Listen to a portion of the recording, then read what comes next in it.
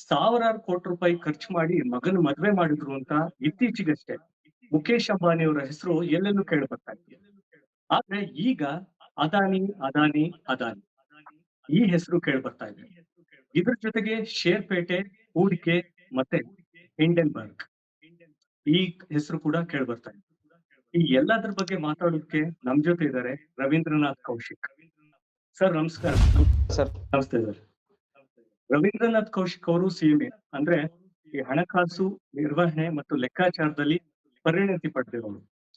ಇದ್ರ ಜೊತೆಗೆ ತೆರಿಗೆ, ಹೂಡಿಕೆ, ಉಳಿತಾಯ ಹಾಗೆ ಎಂಎಸ್ಎಂಇಗಳ ಬಗ್ಗೆ ಸಾಕಷ್ಟು ತಿಳ್ಕೊಂಡಿದ್ದಾರೆ ಮತ್ತೆ ಅದ್ರ ಬಗ್ಗೆ ಸಾಧನೆಗಳನ್ನ ಕೂಡ ಮಾಡ್ತಿರ್ತಾರೆ.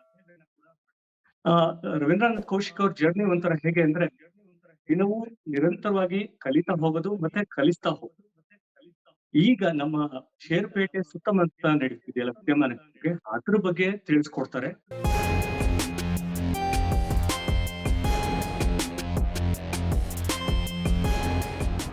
ಸರ್, ಈಗ ನೇರವಾಗಿ ಪ್ರಶ್ನೆಗೆ ಬರ್ತೀನಿ.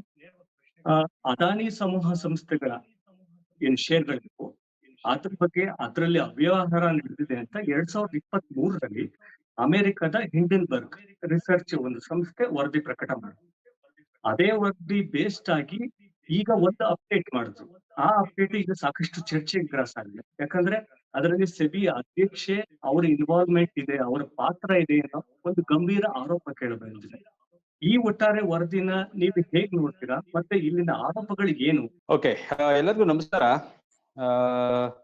ಒಂದು ಪ್ರಶ್ನೆ ಈಗ ಹಿಂಡೆನ್ಬರ್ಗ್ ಅನ್ನೋದು 2017ರಲ್ಲಿ ಹುಟ್ಟುವಂತ ಸಂಸ್ಥೆ. ಇದು ಏನಂದ್ರೆ ಇನ್ವೆಸ್ಟ್ಮೆಂಟ್ ರಿಸರ್ಚ್ ಕಂಪನಿ. ಆಕ್ಚುಲಿ ಇದು ಅಂದ್ರೆ ಈ ಸ್ಮಾಲ್ ಟಿಕೆಟ್ ಇನ್ವೆಸ್ಟ್ಮೆಂಟ್ ಅಲ್ಲಿ ಏನು ಹಣ ಹೂಡ್ತಾರೆ ಆ ಕಂಪನಿಗಳ ಇನ್ವೆಸ್ಟ್ಮೆಂಟ್ ಯಾವ ತರ ಇರಬೇಕು, ಯಾವ ತರ ಕಂಪನಿಗಳಲ್ಲಿ ಹಣ ಹೂಡಬೇಕು, ಮತ್ತೆ ಆ ಕಂಪನಿಗಳ ಬ್ಯಾಕ್ಗ್ರೌಂಡ್ ಏನು ಡ್ಯೂ ಡಿಲಿಜೆನ್ಸ್ ಎಲ್ಲ ಮಾಡಿ ಅದ್ರ ಬಗ್ಗೆ ವರದಿ ಕೊಟ್ಟು ಅವರು ಅದನ್ನ ಮಾರ್ಕೆಟ್ ಅಲ್ಲಿ ಯಾರ್ಯಾರು ಹೂಡಿಕೆದಾರರಿದ್ದಾರೆ ಅವ್ರಿಗೆ ಇನ್ಫಾರ್ಮೇಶನ್ ಕೊಡುವಂತ ಸಂಸ್ಥೆ ಇದು. ಸೊ ಇದು ಆಲ್ಮೋಸ್ಟ್ ಆಗ್ಲೇ 17 ರಿಪೋರ್ಟ್ ಈ ತರದ ರಿಪೋರ್ಟ್ ಗಳು ಮಾಡಿದೆ. ಅದರಲ್ಲಿ ಒಂದು ರಿಪೋರ್ಟ್ ತುಂಬಾ ಇಂಪಾರ್ಟೆಂಟ್ ಬಂದಿದ್ದು US ಅಲ್ಲಿ ಒಂದು ರಿಪೋರ್ಟ್ ಅಲ್ಲಿ ಇವನ್ ಅಲ್ಲಿನ ಸರ್ಕಾರ, US ಸರ್ಕಾರ ಅದನ್ನ ತಗೊಂಡು ಕೆಲವು ವಿಷಯಗಳನ್ನ ಪರಿಗಣಿಸಿದೆ. ಬಟ್ ಇನ್ನ ಮಿಕ್ಕಿ 15-14 ರಿಪೋರ್ಟ್ ಅಲ್ಲಿ ಅಂತ ಏನು ಹೆಚ್ಚಿಗಿನ ವಿಷಯಗಳು ಬಂದಿರ್ಲಿಲ್ಲ. ಹಂಗಾಗಿ ಆ ರಿಪೋರ್ಟ್ ಗಳನ್ನ ಅಷ್ಟೊಂದು ಮಟ್ಟಿಗೆ ಗಮನಿಯಾಗಿ ತಗೊಂಡ. ಸೊ ನಮ್ಮ ದೇಶಕ್ಕೆ ಬರ್ಬೇಕಾದ್ರೆ 2023 ಜನವರಿಲಿ ಒಂದು ಹಿಂಡೆನ್ಬರ್ಗ್ ರಿಪೋರ್ಟ್ ಬಂತು. ಅದು ಅದಾನಿ ಗ್ರೂಪ್ಸ್ ನ ಟಾರ್ಗೆಟ್ ಮಾಡಿದಂತ ರಿಪೋರ್ಟ್. ಬಟ್ ಆ ರಿಪೋರ್ಟ್ ನಿಮಗೂ ಗೊತ್ತಿರಬೇಕು, ಆಗ್ಲೇ ಸುಪ್ರೀಂ ಕೋರ್ಟ್ ಅದರಲ್ಲಿ ಏನು ಹೊರಡಿಲ್ಲ ಅಂತ ಹೇಳಿ ನೋಟಿಸ್ ಜಾರಿ ಮಾಡಿತ್ತು ಇವ್ರಿಗೆ, ಹಿಂಡೆನ್ಬರ್ಗ್ ಅವ್ರಿಗೆ. ಈಗ 2 ಹಿಂದೆ ನೋಟಿಸ್ ಜಾರಿ ಮಾಡಿತ್ತು, ಅವ್ರಿಗೆ ಅಪ್ಲೈ ಕೇಳಿತ್ತು. ಆಮೇಲೆ ಅವರು ಏನೇನು ಫೈಂಡಿಂಗ್ಸ್ ಇದೆ ಆ ಫೈಂಡಿಂಗ್ಸ್ ಸರಿ ಇಲ್ಲ ಅಂತ ತಳ್ಳಿ ಹಾಕಿ ಇವನ್ ಸೆಬಿನೂ ಅದರಲ್ಲಿ ಬೇಕಾದಂತ ವಿಷಯಗಳನ್ನ ಕೊಟ್ಟು ಸುಪ್ರೀಂ ಕೋರ್ಟ್ಗೆ ಕೊಟ್ಟು ಸುಪ್ರೀಂ ಕೋರ್ಟ್ ಇಂದ ಒಂಥರ ಕ್ಲಿಯರ್ ಚಿಟ್ ಸಿಕ್ದಂಗೆ ಆಗಿತ್ತು. ಮತ್ತೆ ಅವ್ರಿಗೆ ನೋಟಿಸ್ ಜಾರಿ ಮಾಡಿದ್ರು ಹಿಂಡೆನ್ಬರ್ಗ್ ಅವ್ರಿಗೆ. ಅವರು ಬಂದು ಅಪಿಯರ್ ಆಗ್ಬೇಕು, ಮತ್ತೆ ಅವ್ರು ಯಾವ ತರ ಬೇಸ್ ಆಗಿ ಅಲಿಗೇಷನ್ಸ್ ಮಾಡಿದ್ದಾರೆ, ಮತ್ತೆ ಆ ರಿಪೋರ್ಟ್ ಅಲ್ಲಿ ಏನಿತ್ತು ಅನ್ನೋದ್ರ ಬಗ್ಗೆ, ಹೆಂಗೆ ಎಲ್ಲಿಂದ ಮಾಹಿತಿ ಸಿಕ್ತು ಅನ್ನೋದ್ರ ಬಗ್ಗೆ ಡೀಟೇಲ್ ಆಗಿ ಹೇಳಬೇಕು ಅನ್ನೋದನ್ನ ಒಂದು ನೋಟಿಸ್ ಜಾರಿ ಮಾಡಿದ್ರು. ನೋಟಿಸ್ ಉತ್ತರ ಕೊಡೋದ್ ಬಿಟ್ಟು ಈಗ ಇದನ್ನ ಯಾವ್ದೋ ಒಂದು ತಿರ್ಗಾ ಮೊನ್ನೆ 10ನೇ ತಾರೀಕು ಒಂದು ಪಬ್ಲಿಷ್ ಮಾಡಿದ್ದಾರೆ. ಸೊ ಈ ರಿಪೋರ್ಟ್ ಬಂದು ಬೇಸಿಕಲಿ ನೀವ್ ಹೇಳಿದಂಗೆ ಸೆಬಿ ಚೇರ್ಪರ್ಸನ್ ಮೇಲೆ ಡೈರೆಕ್ಟ್ ಆಗಿ ಆರೋಪ ಮಾಡೋದು. ಸೊ ಇದನ್ನ ಸ್ವಲ್ಪ ಹಿಂದೆ ಹೋಗಿದ್ರೆ 2015ರಲ್ಲಿ ಆದಂತ ಏನನ್ಬೋದು ಸಸ್ಪಿಷಿಯಸ್ ಅಂತ ಹೇಳಿದಾರೆ ಅವರು ರಿಪೋರ್ಟ್ ಅಲ್ಲಿ. ಇದು ನೇರವಾಗಿ ಆರೋಪ ಅಲ್ಲ, ಇದು ಸಸ್ಪಿಷನ್ ಇದೆ. ಓಕೆ, ಇದೇನೋ ಗುಮಾನಿ ಇದೆ. ಈ ಟ್ರಾನ್ಸಾಕ್ಷನ್ ಆಗಿರೋದು 2015ರಲ್ಲಿ ಯಾವ್ದೋ ಒಂದು ಟ್ರಾನ್ಸಾಕ್ಷನ್ ಆಗಿದೆ. ಅವಾಗ ಈಗಿನ ಚೇರ್ಪರ್ಸನ್ ಏನಿದ್ದಾರೆ ಸೆಬಿ ಚೇರ್ಪರ್ಸನ್, ಅವರು ಸಿಂಗಾಪುರ್ ಅಲ್ಲಿ ಇದ್ರು. ಅವರು ಮತ್ತೆ ಅವ್ರ ಹಸ್ಬೆಂಡ್ ಸಿಂಗಾಪುರ್ ಅಲ್ಲಿ ಇದ್ರು. ಸೊ ಆ ಸಿಂಗಾಪುರ್ ಇದ್ದಾಗ ಅವರು ಇನ್ವೆಸ್ಟ್ಮೆಂಟ್ ಒಂದು ಬಿಸ್ನೆಸ್ ರನ್ ಮಾಡ್ತಾ ಇದ್ರು. ಯಾರು ಈಗ ಚೇರ್ಪರ್ಸನ್ ಆಗಿರೋ ಸೆಬಿಲ್ ಅವರು ಮೂಲತಃ ಬ್ಯಾಕ್ ಗ್ರೌಂಡ್ 20 ವರ್ಷ ಬ್ಯಾಕ್ ಗ್ರೌಂಡ್ ಬಂದು ಇನ್ವೆಸ್ಟ್ಮೆಂಟ್ ಕಂಪನಿ ನಡೆಸೋದು ಅದು ಮಾಡೋದಲ್ಲೇ ಇದ್ರು ಅವರು. She is A consultant basically in that area. She is N expert in that area. So ಹಂಗಾಗಿ ಸೆಬಿ ಚೇರ್ಪರ್ಸನ್ ಎಕ್ಸ್ಟರ್ನಲ್ ಪರ್ಸನ್ ಆಗ್ಬೇಕು ಅಂದ್ರೆ ಸುಮ್ನೆ ತಗೊಳ್ಳಲ್ಲ. ಅದಕ್ಕೆ ಆದಂತ ನಿಯಮಗಳು ಮತ್ತೆ ಕ್ವಾಲಿಫಿಕೇಶನ್ ಎಕ್ಸ್ಪೀರಿಯನ್ಸ್ ಗಳು ಕೇಳ್ತಾರೆ. ಸೊ ಇವರು ಅದೇ ವೃತ್ತಿಲಿ ಇದ್ದಿದ್ದಿಂದ 20 ವರ್ಷ ಅದೇ ಕೆಲಸ ಮಾಡಿದ್ರಿಂದ ಅವಾಗಿನ ಅವ್ರ ವೃತ್ತಿ ಧರ್ಮ ಅದು. As A professional, as A business man ಅವರು ಇನ್ವೆಸ್ಟ್ಮೆಂಟ್ ಮಾಡಿದ್ದಾರೆ, ಮಾಡಿಲ್ಲ ಅಂತ ಹೇಳ್ತಾ ಮಾಡಿದ್ದಾರೆ. ಬಟ್ 2015ರಲ್ಲಿ ಆಗಿರೋ ಇಂಥ ಇನ್ವೆಸ್ಟ್ಮೆಂಟ್ ಅದನ್ನ ಏನ್ ಹೇಳ್ತಾ ಇದೀರಿ ಇವರು, ಅದು ಆಫ್ಸ್ಕ್ಯೂರ್ ಆಫ್ಶೋರ್ ಫ್ರಾಡ್ ಅಂತ ಏನೋ ಮಾಡಿದ್ದಾರೆ. ಇನ್ವೆಸ್ಟ್ಮೆಂಟ್ ಮಾಡಿರೋದು ಅದು ಫ್ರಾಡ್ ಆಗಿದೆ, ಅದು ಮಿಸ್ಅಪ್ರೋಪ್ರಿಯೇಷನ್ ಆಗಿದೆ ಫಂಡ್. ಆಮೇಲೆ ಸೈಫನಿಂಗ್ ಆಗಿದೆ ಅಂತೆಲ್ಲ ಸುಮಾರು ದೊಡ್ಡ ದೊಡ್ಡ ಪದಗಳು ಹೇಳಿದ್ದಾರೆ. ಬಟ್ ಯಾವ್ದಕ್ಕೂ ಎಲ್ಲೂ ದಾಖಲೆಗಳಿಲ್ಲ ಅಥವಾ ಯಾವ್ದು ಕೇಸ್ ನಡೀತಾ ಇಲ್ಲ ಅದ್ರ ಮೇಲೆ. ಸುಮ್ಮನೆ ಇವ್ರ ರಿಪೋರ್ಟ್ ಅಲ್ಲಿ ಅದನ್ನ ಹೇಳಿದ್ದಾರೆ, ಸೈಫನಿಂಗ್ ಆಗಿದೆ ಮಾರಿಷಿಯಸ್ ಮತ್ತೆ ಇದರಿಂದ ಬಂದಿರೋಂತ ಇನ್ವೆಸ್ಟ್ಮೆಂಟ್ ಫಂಡ್ ಅದು. ಆ ಫಂಡ್ ಅದಾನಿ ಗ್ರೂಪ್ಸ್ ಅಲ್ಲಿ ಇನ್ವೆಸ್ಟ್ ಆಗಿದೆ. ಬಟ್ ಆ ಇನ್ವೆಸ್ಟ್ ಮಾಡಿರೋದ್ರಲ್ಲಿ ಏನೋ ಒಂದು ಅವ್ಯವಹಾರ ನಡೆದಿದೆ ಅಂತ ಹೇಳ್ತಾ ಇದ್ದಾರೆ. ಬಟ್ ಯಾವುದೇ ಇದ್ರಲ್ಲೂ ಸಾಕ್ಷಿ ಇಲ್ಲ, ಪುರಾವೆಗಳಿಲ್ಲ, ಮತ್ತೆ ಯಾವ್ದ್ರ ಮೇಲೂ ಕೇಸ್ ಇಲ್ಲ, ಯಾರು ಇನ್ವೆಸ್ಟರ್ಸ್ ಅದ್ರ ಮೇಲೆ ಕಂಪ್ಲೇಂಟ್ ಮಾಡಿಲ್ಲ. ಸೊ ಯಾವುದೇ ತರದ್ದ ಅದ್ರಲ್ಲಿ ಬ್ಯಾಕ್ ಗ್ರೌಂಡ್ ಆಗಿ ಈಗ ಕೇಸ್ ನಡೀತಾ ಇಲ್ಲ. ಯಾವ್ದಾದ್ರು ಒಂದು ಇನ್ವೆಸ್ಟಿಗೇಷನ್ ಅಥಾರಿಟಿ ತಗೊಂಡು ಯಾರೋ ಒಂದಷ್ಟು ಹೂಡಿಕೆದಾರರು ಅದ್ರ ಮೇಲೆ ಕಂಪ್ಲೇಂಟ್ ಕೊಟ್ಟಿದ್ರೆ ಅದು ವಾಸ್ತವವಾಗಿ ನಂಬೇಕಾದಂತ ವಿಷಯ. ಇವರು ಬರೀ ಜಸ್ಟ್ ರಿಪೋರ್ಟ್ ಅಲ್ಲಿ ಮೆನ್ಷನ್ ಮಾಡ್ತಾ ಇದಾರೆ, ಅದ್ರಲ್ಲಿ ಫ್ರಾಡ್ ಆಗಿರ್ಬೋದು ಅಥವಾ ಸೈಫನೇಜ್ ಆಗಿರ್ಬೋದು ಅಂತ ಹೇಳ್ಬಿಟ್ಟು ಮಾಡ್ತಾ ಇದ್ದಾರೆ. ಬಟ್ ಬರೀ ಆರೋಪ ಇರ್ಬೇಕು ಅದು. ಮತ್ತೆ ಇನ್ನೊಂದೇನಂದ್ರೆ ಸಸ್ಪಿಷನ್ ಅಷ್ಟೇ. ಆಕ್ಚುಯಲ್ ಆಗಿ ಅದು ಆಗಿದೆಯೋ ಇಲ್ಲೋ ಗೊತ್ತಿಲ್ಲ, ಸಸ್ಪೆಕ್ಟ್ ಮಾಡ್ತಾ ಇದ್ದಾರೆ. ಅದರಲ್ಲಿ ಆಗಿರ್ಬೋದು ಅಂತ ಗುಮಾನಿ ತೋರಿಸ್ತಾ ಇದಾರೆ ಅಷ್ಟೇ. ಅದು ಗುಮಾನಿನೇ ನಾವು ದೊಡ್ಡ ಪ್ರಮಾಣದಲ್ಲಿ ಆಗೋಗಿದೆ ಅನ್ನೋದ ರೀತಿಲಿ ಪ್ರೊಜೆಕ್ಟ್ ಮಾಡೋದು ತಪ್ಪು ಅಂತ ನನ್ಗೆ ಅನ್ಸ್ತಾ ಇದೆ. ಇದು ಒಂದ್ ಪಾರ್ಟ್. ಎರಡನೇ ಪಾರ್ಟ್ ಅಲ್ಲಿ ಯಾಕಂದ್ರೆ ಎರಡು ಇಶ್ಯೂ ಇದೆ, ಎರಡು ಡೈಮೆನ್ಷನ್ ಇದೆ. ಹೇಳ್ಬಿಡ್ತೀನಿ ಏನಂತ. ಎರಡು ಡೈಮೆನ್ಷನ್. ಒನ್ ಡೈಮೆನ್ಷನ್ ಇನ್ವೆಸ್ಟ್ ಮಾಡಿರೋದು ಒಂದು IPE ಪ್ಲಸ್ ಫಂಡ್ 1 ಅಂತ ಇತ್ತು. ಆ ಫಂಡ್ ಅಲ್ಲಿ ಇವ್ರು ಇನ್ವೆಸ್ಟ್ ಮಾಡಿದ್ದಾರೆ. ಯಾರು ಈಗಿನ ಚೇರ್ಪರ್ಸನ್ ಇದ್ದವರು 2015ರಲ್ಲಿ, ಇವರು ಸೆಬಿಗೆ ಸೇರ್ಕೊಂಡಿದ್ದು 2017ರಲ್ಲಿ, ಮತ್ತೆ ಸೆಬಿ ಚೇರ್ಪರ್ಸನ್ ಆಗಿದ್ದು 2022ರಲ್ಲಿ. ಸೊ ಇದಾಗಿದ್ದು 2015ರಲ್ಲಿ. ಬಟ್ ಅವರು 2017ರಲ್ಲಿ ಜಾಯ್ನ್ ಆಗುವಾಗ ಏನ್ ಹೇಳಿದ್ದಾರೆ, ಡಿಕ್ಲರೇಷನ್ ಕೊಟ್ಟಿದ್ದಾರೆ ಯಾವ್ದಾದ್ರಲ್ಲಿ ಇನ್ವೆಸ್ಟ್ಮೆಂಟ್ ಆಗಿತ್ತು. ಮತ್ತೆ ಅಷ್ಟೊತ್ತಿಗೆ ಇದು ಮೆಚೂರ್ ಆಗಿ ಇದರಿಂದ ಆಚೆ ಬಂದ್ಬಿಟ್ಟಿದ್ದಾರೆ ಅವರು. 2017ರಲ್ಲಿ ಅವರು ಓಲ್ಡ್ ಟೈಮ್ ಮೆಂಬರ್ ಆಗುವಾಗ ಸೆಬಿಗೆ ಶಿ ಹ್ಯಾಸ್ ಕಮ್ ಔಟ್. ಇದೆಲ್ಲ ಸೇಲ್ ಮಾಡಿ ಎಲ್ಲ ಮಾಡಿ ಅವರು ಬಿಸ್ನೆಸ್ ಮಾಡಿ ಕ್ಲೋಸ್ ಮಾಡಿ ಆಚೆ ಕಡೆ ಬಂದ್ಬಿಟ್ಟಿದ್ದಾರೆ. ಸೊ ಹಂಗಾಗಿ ಅದನ್ನ ಟ್ರಾನ್ಸ್ಪರೆನ್ಸಿ ಇತ್ತು, ಡಿಸ್ಕ್ಲೋಸ್ ಮಾಡಿದ್ದಾರೆ, ಎಲ್ಲ ಹೇಳ್ಕೊಂಡಿದ್ದಾರೆ ಅವರು. ಮೊನ್ನೆ ಪ್ರೆಸ್ ಕಾನ್ಫರೆನ್ಸ್ ಅಲ್ಲಿ ಅದನ್ನು ಹೇಳಿದ್ದಾರೆ. ಅದೊಂದು ಪಾರ್ಟ್. ಎರಡನೇ ಆರೋಪ ಏನಿದೆ ಅಂದ್ರೆ, ಒಂದು ಬ್ಲಾಕ್ ಸ್ಟೋನ್ ಅಂತ ಒಂದು ಕಂಪನಿ, ಈಗ ಚೇರ್ಪರ್ಸನ್ ಇದಾರಲ್ಲ ಸೆಬಿ ಚೇರ್ಪರ್ಸನ್, ಅವ್ರ ಹಸ್ಬೆಂಡ್ ಅದನ್ನ ಎಂಪ್ಲಾಯರ್ ಆಗಿ ಅಲ್ಲಿ ಕೆಲಸ ಮಾಡ್ತಾ ಇದ್ದಾರೆ. ಬ್ಲಾಕ್ ಸ್ಟೋನ್ ಅವ್ರದ್ದು ಸುಮಾರು ಬಿಸ್ನೆಸ್ ಇದೆ. ಅದರಲ್ಲಿ ಒಂದು ಬಿಸ್ನೆಸ್ ಬಂದು ರಿಯಲ್ ಎಸ್ಟೇಟು ಮಾಡ್ತಾ ಇದ್ದಾರೆ. ಬಟ್ ಅದರಲ್ಲಿ ಡೈರೆಕ್ಟ್ ಆಗಿ ಅವ್ರ ಹಸ್ಬೆಂಡ್ ಕೆಲಸ ಮಾಡ್ತಾ ಇಲ್ಲ, ಬೇರೆ ಸೆಕ್ಟರ್ ಕೆಲಸ ಮಾಡ್ತಾ ಇದ್ದಾರೆ. ಬಟ್ ಒಂದು ಆರೋಪ ಏನ್ ಬಂತು ಅಂದ್ರೆ, ಒಂದು ರಿಯಲ್ ಎಸ್ಟೇಟ್ ಇನ್ವೆಸ್ಟ್ಮೆಂಟ್ ಟ್ರಸ್ಟ್ ಅಂತ ಇದೆ, ಅದಕ್ಕೆ ಪಾಲಿಸಿ ಫ್ರೇಮ್ ಮಾಡುವಾಗ ಇದನ್ನ ಮನಸ್ಸಲ್ಲಿ ಇಟ್ಕೊಂಡು ಚೇರ್ಪರ್ಸನ್ ಅವರು ಮಾಡಿದ್ದಾರೆ ಅಂತ ಒಂದು ಆರೋಪ ಕೇಳಿ ಬರ್ತಾ ಇದೆ. ಬಟ್ ಅದಕ್ಕೆ ಆರೋಪ ಮಾಡೋದ್ರಲ್ಲಿ ಒಳ್ಳೆ ಇಲ್ಲ. ಯಾಕಂದ್ರೆ ಇದರಲ್ಲಿ ಚೇರ್ಪರ್ಸನ್ ಒಬ್ರು ಮಾತ್ರ ನಡೆಯಲ್ಲ, ಇದರಲ್ಲಿ ಸುಮಾರು ಸ್ಟೇಕ್ ಹೋಲ್ಡರ್ಸ್ ಗಳಿದ್ದಾರೆ. ಸೊ ಸೆಬಿ ನೀವು ನೋಡ್ಬೇಕಾದ್ರೆ ಸೆಬಿಲಿ ಆಕ್ಚುಲಿ 9 ಜನ ಇದ್ದಾರೆ. ಒಬ್ರು ಚೇರ್ಪರ್ಸನ್ ಫಾಲೋಡ್ ಬೈ 8 ಮೆಂಬರ್ಸ್ ಇದ್ದಾರೆ. ಅದ್ರಲ್ಲಿ 4 ಓಲ್ಡ್ ಟೈಮ್ ಮೆಂಬರ್ಸ್ ಇದ್ದಾರೆ, 4 ಪಾರ್ಟ್ ಟೈಮ್ ಮೆಂಬರ್ಸ್ ಇದ್ದಾರೆ. ಆ 4 ಪಾರ್ಟ್ ಟೈಮ್ ಮೆಂಬರ್ಸ್ ಅಲ್ಲಿ secretary, ministry of corporate affairs secretary ಇರ್ತಾರೆ, ಮಿನಿಸ್ಟ್ರಿ ಆಫ್ ಫೈನಾನ್ಸ್ ಸೆಕ್ರೆಟರಿ ಇದ್ದಾರೆ, ಮತ್ತೆ deputy governor reserve bank of India ಅವರು ಇದ್ದಾರೆ. ಸೊ ಇದು ಯಾವ್ದು ಒಬ್ರು ನಡ್ಸೋಂತ ಇದಾಗಲ್ಲ, ಮತ್ತೆ ಒಬ್ರಿಂದ ನಡ್ಕೊಂಡು ಹೋಗುವಂತ ಸಂಸ್ಥೆ ಅಲ್ಲ ಇದು ಸೆಬಿ ಅನ್ನೋದು. ಸೊ ಹಂಗಾಗಿ ಚೇರ್ಪರ್ಸನ್ ಅವ್ರ ಹಸ್ಬೆಂಡ್ ಅವ್ರು ಇದಾರೆ, ಅವ್ರಿಗೆ ಬೆನಿಫಿಟ್ ಆಗ್ಬಿಡತ್ತೆ. ಚೇರ್ಪರ್ಸನ್ ಅದ್ರ ಪ್ರಕಾರ ರಿಯಲ್ ಎಸ್ಟೇಟ್ ಇನ್ವೆಸ್ಟ್ಮೆಂಟ್ ಟ್ರಸ್ಟ್ ಅಲ್ಲಿ ಅವ್ರ ಉಪಯೋಗ ಏನೋ ಸಹಾಯ ಮಾಡಿದ್ದಾರೆ. ಇದೆಲ್ಲ ಸುಳ್ಳು, ಬರೀ ಆರೋಪಗಳು ಸುಳ್ಳು ಅಂತ ಈ ಸ್ಟೇಜ್ ಅಲ್ಲಿ ನಾನಂತೂ ಹೇಳ್ಬಲ್ಲೆ. ಮತ್ತೆ ಅದರ ಇದೇ ರಿಪೋರ್ಟ್ ನ ತಗೊಂಡು ಈ ಮಾಧವಿಪುರಿ ಬುಚ್ ಅವ್ರ ಮೇಲೆ ಈ ರಾಹುಲ್ ಗಾಂಧಿ ಅವರು ಒಂದು ಆರೋಪ ಮಾಡಿದ್ರು. ಮೊನ್ನೆ ತಾನೇ ಅವರು ವಿಡಿಯೋ ಸ್ಟ್ರೀಮ್ ಮಾಡಿ ಸ್ಟೇಟ್ಮೆಂಟ್ ನ ಕೊಟ್ಟರು. ಏನಂದ್ರೆ ಷೇರುಪೇಟೆ ತುಂಬಾನೇ ಅಪಾಯಕಾರಿ ಸ್ಥಿತಿಯಲ್ಲಿದೆ. ಅವರು ಈ ಸ್ಥಿತಿನ ಒಂದು ಕ್ರಿಕೆಟ್ ಮ್ಯಾಚ್ ಗೆ ಹೋಲಿಕೆ ಮಾಡ್ತಾರೆ. ಏನಂದ್ರೆ ಕ್ರಿಕೆಟ್ ಮ್ಯಾಚ್ ನಲ್ಲಿ ಅಂಪೈರ್ ಇರ್ತಾರೆ, ಅಂಪೈರು ಹೊಂದಾಣಿಕೆ ಮಾಡ್ಕೊಂಡ್ರೆ ಆ ಮ್ಯಾಚ್ ನ ಫಲಿತಾಂಶ ಏನಾಗುತ್ತೆ, ಅದೇ ರೀತಿ ಫಲಿತಾಂಶ ಈಗ ಷೇರುಪೇಟೆ ಮೇಲೆ ಆಗೋದಕ್ಕೆ ಹೊರಟಿದೆ. ಹೂಡಿಕೆದಾರರು ಏನಂದ್ರೆ ರಿಟೇಲರ್ ಇನ್ವೆಸ್ಟರ್ಸ್ ಇರ್ತಾರೆ, ಅವ್ರಿಗೆ ಅಪಾಯ ಕಟ್ಟಿಟ್ಟ ಬುದ್ಧಿ. ಸೊ ಇದನ್ನ ಹೇಗ್ ನೋಡುದು ಅಂದ್ರೆ, ಸೆಬಿಲಿ ಕಾಂಪ್ರಮೈಸ್ ಆಗೋದು ಅಷ್ಟು ಸುಲಭ ಇದೆಯಾ? ತಿರ್ಗಾ ಒಳ್ಳೆ ಪ್ರಶ್ನೆ ಕೇಳಿದ್ರ. ನಮ್ಮ ದೇಶದ ಆರ್ಥಿಕ ಪರಿಸ್ಥಿತಿ ಇವತ್ತು ಈ ಮಟ್ಟಕ್ಕೆ ಹೋಗಿದೆ ಅಂದ್ರೆ 2 ಕಾರಣಗಳು. ಒಂದು ರಿಸರ್ವ್ ಬ್ಯಾಂಕ್ ಆಫ್ ಇಂಡಿಯಾ, ಎರಡನೇದು ಸೆಬಿ. ಸೊ ಈ 2 ರೆಗ್ಯುಲೇಟರ್ಸ್ ಅಂತ ಏನ್ ಕರಿತೀವಿ, ಒಂದು ರಿಸರ್ವ್ ಬ್ಯಾಂಕ್ ಆಫ್ ಇಂಡಿಯಾ ಬಂದು ಬ್ಯಾಂಕಿಂಗ್ ಸಿಸ್ಟಮ್ ನ ಕಂಟ್ರೋಲ್ ಮಾಡ್ತಾ ಇದೆ, ಇಡೀ ಎಂಟೈರ್ ಇಂಡಿಯಾದಲ್ಲಿ ಇರುವಂತಹ ಬ್ಯಾಂಕಿಂಗ್ ಸಿಸ್ಟಮ್. ಸೆಬಿ ಬಂದು ಇಡೀ ಇಂಡಿಯಾದ ಕ್ಯಾಪಿಟಲ್ ಮಾರ್ಕೆಟ್ಸ್, ಫೈನಾನ್ಷಿಯಲ್ ಮಾರ್ಕೆಟ್ಸ್ ಮತ್ತೆ ಕ್ಯಾಪಿಟಲ್ ಮಾರ್ಕೆಟ್ಸ್ ಅಂತ ಏನಂತೀವಿ ನಾವು, ಅದನ್ನ ಕಂಟ್ರೋಲ್ ಮಾಡ್ತಾ ಇದೆ. ಸೊ ಇದೆರಡು ತುಂಬಾ ಮುಖ್ಯವಾದ ಸಂಸ್ಥೆ. ಯಾವುದೇ ಆರ್ಥಿಕ ಪರಿಸ್ಥಿತಿಗಳಿಗೆ ದೇಶದಲ್ಲಿ ಅಭಿವೃದ್ಧಿ ಆಗಬೇಕು ಮತ್ತೆ ಆರ್ಥಿಕ ಸದೃಢ ಆಗಬೇಕು ಅಂದ್ರೆ ಯಾವುದೇ ದೇಶ ಇದೆರಡು ಸಂಸ್ಥೆಗಳು ತುಂಬಾ ಮುಖ್ಯ. ಬಟ್ ನಮ್ಮ ದೇಶದಲ್ಲಿ ಏನಿದೆ ಅಂದ್ರೆ ಎರಡು ಸಂಸ್ಥೆನೂ ಸರ್ಕಾರದ ನಿಯಂತ್ರಣದಲ್ಲಿ ಇಲ್ಲ, ಕೇಂದ್ರ ಸರ್ಕಾರ ನಿಯಂತ್ರಣದಲ್ಲಿ ಇಲ್ಲ. ರಿಸರ್ವ್ ಬ್ಯಾಂಕ್ ಅವರದೇ ಆದಂತಹ ಮಾನಿಟರಿ ಪಾಲಿಸಿ ಮುಖಾಂತರ ವೇರಿಯಸ್ ಮಾನಿಟರಿ ಪಾಲಿಸಿ ಸ್ಕೀಮ್ಗಳನ್ನ ತರ್ತಾರೆ. ಸೊ ಇದರಲ್ಲಿ ಕೇಂದ್ರ ಸರ್ಕಾರನ ಕೇಳಬೇಕು ಅಂತ ಏನಿಲ್ಲ. They are ಗೌರ್ನ್ by separate RBI act, reserve bank of India act ಅಂತ ಇದೆ. ಸೊ ಆಕ್ಟ್ ಅಲ್ಲಿ ಅವ್ರು ಏನು ಹೇಳಿದಾರೋ, ಅವ್ರಿಗೆ ಏನ್ ಪವರ್ ಕೊಟ್ಟಿರೋ ಗವರ್ನರ್ಸ್ಗೆ ಮತ್ತೆ ಅವ್ರ ಬಾಡಿಗೆ, ಸೊ ಅದನ್ನ ಅವರು ಪವರ್ಸ್ ನ ಎನ್ವಿಸೈಜ್ ಮಾಡ್ತಾ ಇದ್ದಾರೆ. ಅದು ಒಂದು RBI. ಸಿಮಿಲರ್ಲಿ ಸೆಬಿ ಆಕ್ಟ್ ಅಂತ ಇದೆ. ಸೊ ಸೆಬಿ ಆಕ್ಟ್ ಪ್ರಕಾರ ಅವ್ರದ್ದು ಒಂದು ಬೋರ್ಡ್ ಅಂತ ಇದೆ. ಸೊ ಏನೇ ನಿರ್ಣಯ ತಗೋಬೇಕಾದ್ರೂ ಬೋರ್ಡ್ ಅಲ್ಲಿ ನಿರ್ಣಯ ತಗೊಂತಾರೆ. ಸೊ ಹಂಗಾಗಿ ಕೇಂದ್ರ ಸರ್ಕಾರದ ಮಾತು ಕೇಳಬೇಕು ಅಥವಾ ಕೇಂದ್ರ ಸರ್ಕಾರದ ಕೈಗೋಬೆ ಇವೆಲ್ಲ ಸುಳ್ಳು, ಆತರ ನಡೆಯಲ್ಲ ಅದು. ಸೊ ಹಂಗಾಗಿ ಇದ್ರಲ್ಲೆಲ್ಲ ಎಕ್ಸ್ಪರ್ಟ್ಸ್ ಇದಾರೆ, ಅವ್ರದೇ ಆದಂತ ನಿರ್ಧಾರಗಳು ತಗೊಂತಾರೆ. ಇದರಲ್ಲಿ ಕೇಂದ್ರ ಸರ್ಕಾರದವರು ಇನ್ವಾಲ್ವ್ ಆಗಕ್ ಸಾಧ್ಯನೇ ಇಲ್ಲ. ಯಾರು ಕೇಂದ್ರ ಸರ್ಕಾರದಿಂದ ಆಗ್ಲಿ, ಯಾವ ಮಿನಿಸ್ಟ್ರಿಗಳಾಗ್ಲಿ ಅಥವಾ ಯಾವ್ದೇ ಮಿನಿಸ್ಟ್ರಿ ಆಫ್ ಫೈನಾನ್ಸ್ ಆಗ್ಲಿ, ಮಿನಿಸ್ಟ್ರಿ ಆಫ್ ಕಾರ್ಪೊರೇಟ್ ಅಫೇರ್ಸ್, ಯಾರು ಇನ್ವಾಲ್ವ್ ಆಗಕ್ ಸಾಧ್ಯ ಇಲ್ಲ ಇದ್ರಲ್ಲಿ ಡಿಸಿಷನ್ ಮೇಕಿಂಗ್ ಅಲ್ಲಿ. ಸೊ ಹಂಗಾಗಿ ಈ ಎರಡು ಸಂಸ್ಥೆಗಳು ಮಾಡ್ತಾ ಇರುವಂತ ಕೆಲಸ ಬಹಳ ಇಂಪಾರ್ಟೆಂಟ್ ನಮ್ಮ ದೇಶದಲ್ಲಿ. ಇವತ್ತಿನ ಆರ್ಥಿಕ ಪರಿಸ್ಥಿತಿ ನಾವ್ ಯಾವ ಮಟ್ಟಕ್ಕೆ ಏರ್ತಾ ಇದೀವಿ ಅಂದ್ರೆ ಬಿಕಾಸ್ ಆಫ್ ಒಂದು RBI, ಇನ್ನೊಂದು ಸೆಬಿ. ಸೊ ಹಂಗಾಗಿ ಇದರಲ್ಲಿ ಯಾವುದೇ ತರ ಇಂಟರ್ವೆನ್ಷನ್ ಗಳಾಗ್ಲಿ ಅಥವಾ ಯಾವುದೇ ತರ ಇನ್ಫ್ಲೂಯೆನ್ಸ್ ಮಾಡಿಸೋದಾಗ್ಲಿ ಇವೆಲ್ಲ ಯಾವ್ದು ಮಾಡಕ್ ಆಗಲ್ಲ.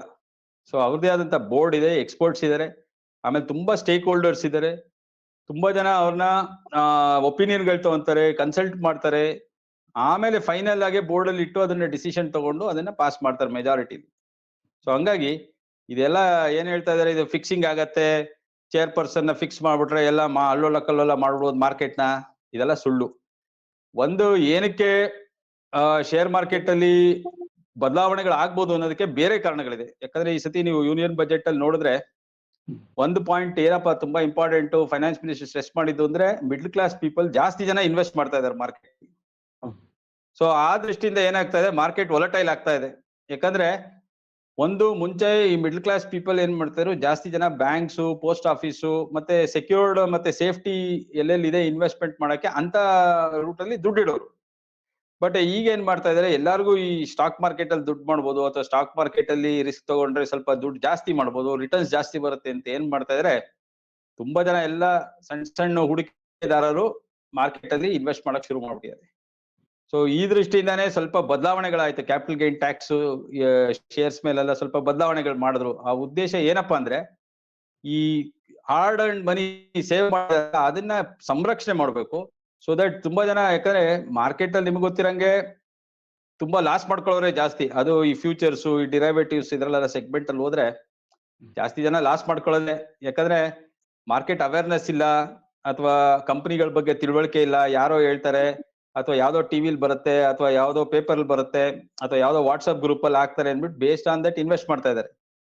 ಸೊ ಆ ದೃಷ್ಟಿಯಿಂದ ಸ್ವಲ್ಪ ವೊಲಟಾಲಿಟಿ ಇದೆ ಮಾರ್ಕೆಟ್ ಅಲ್ಲಿ. ನಾಟ್ ಬಿಕಾಸ್ ಆಫ್ ಈ ತರ ಇಂಡಲ್ಬರ್ಗ್ ರಿಪೋರ್ಟ್ ಬಂದಿದ್ದ ತಕ್ಷಣ ಮಾರ್ಕೆಟ್ ಕ್ರಾಶ್ ಆಗ್ಬೇಕು ಅಂದ್ರೆ, ಆಕ್ಚುಲಿ ನಿನ್ನೆ ನೀವು ನೋಡಿರ್ಬೋದು ಮಾರ್ಕೆಟ್ ಏನಾಯ್ತು ಅಂತ.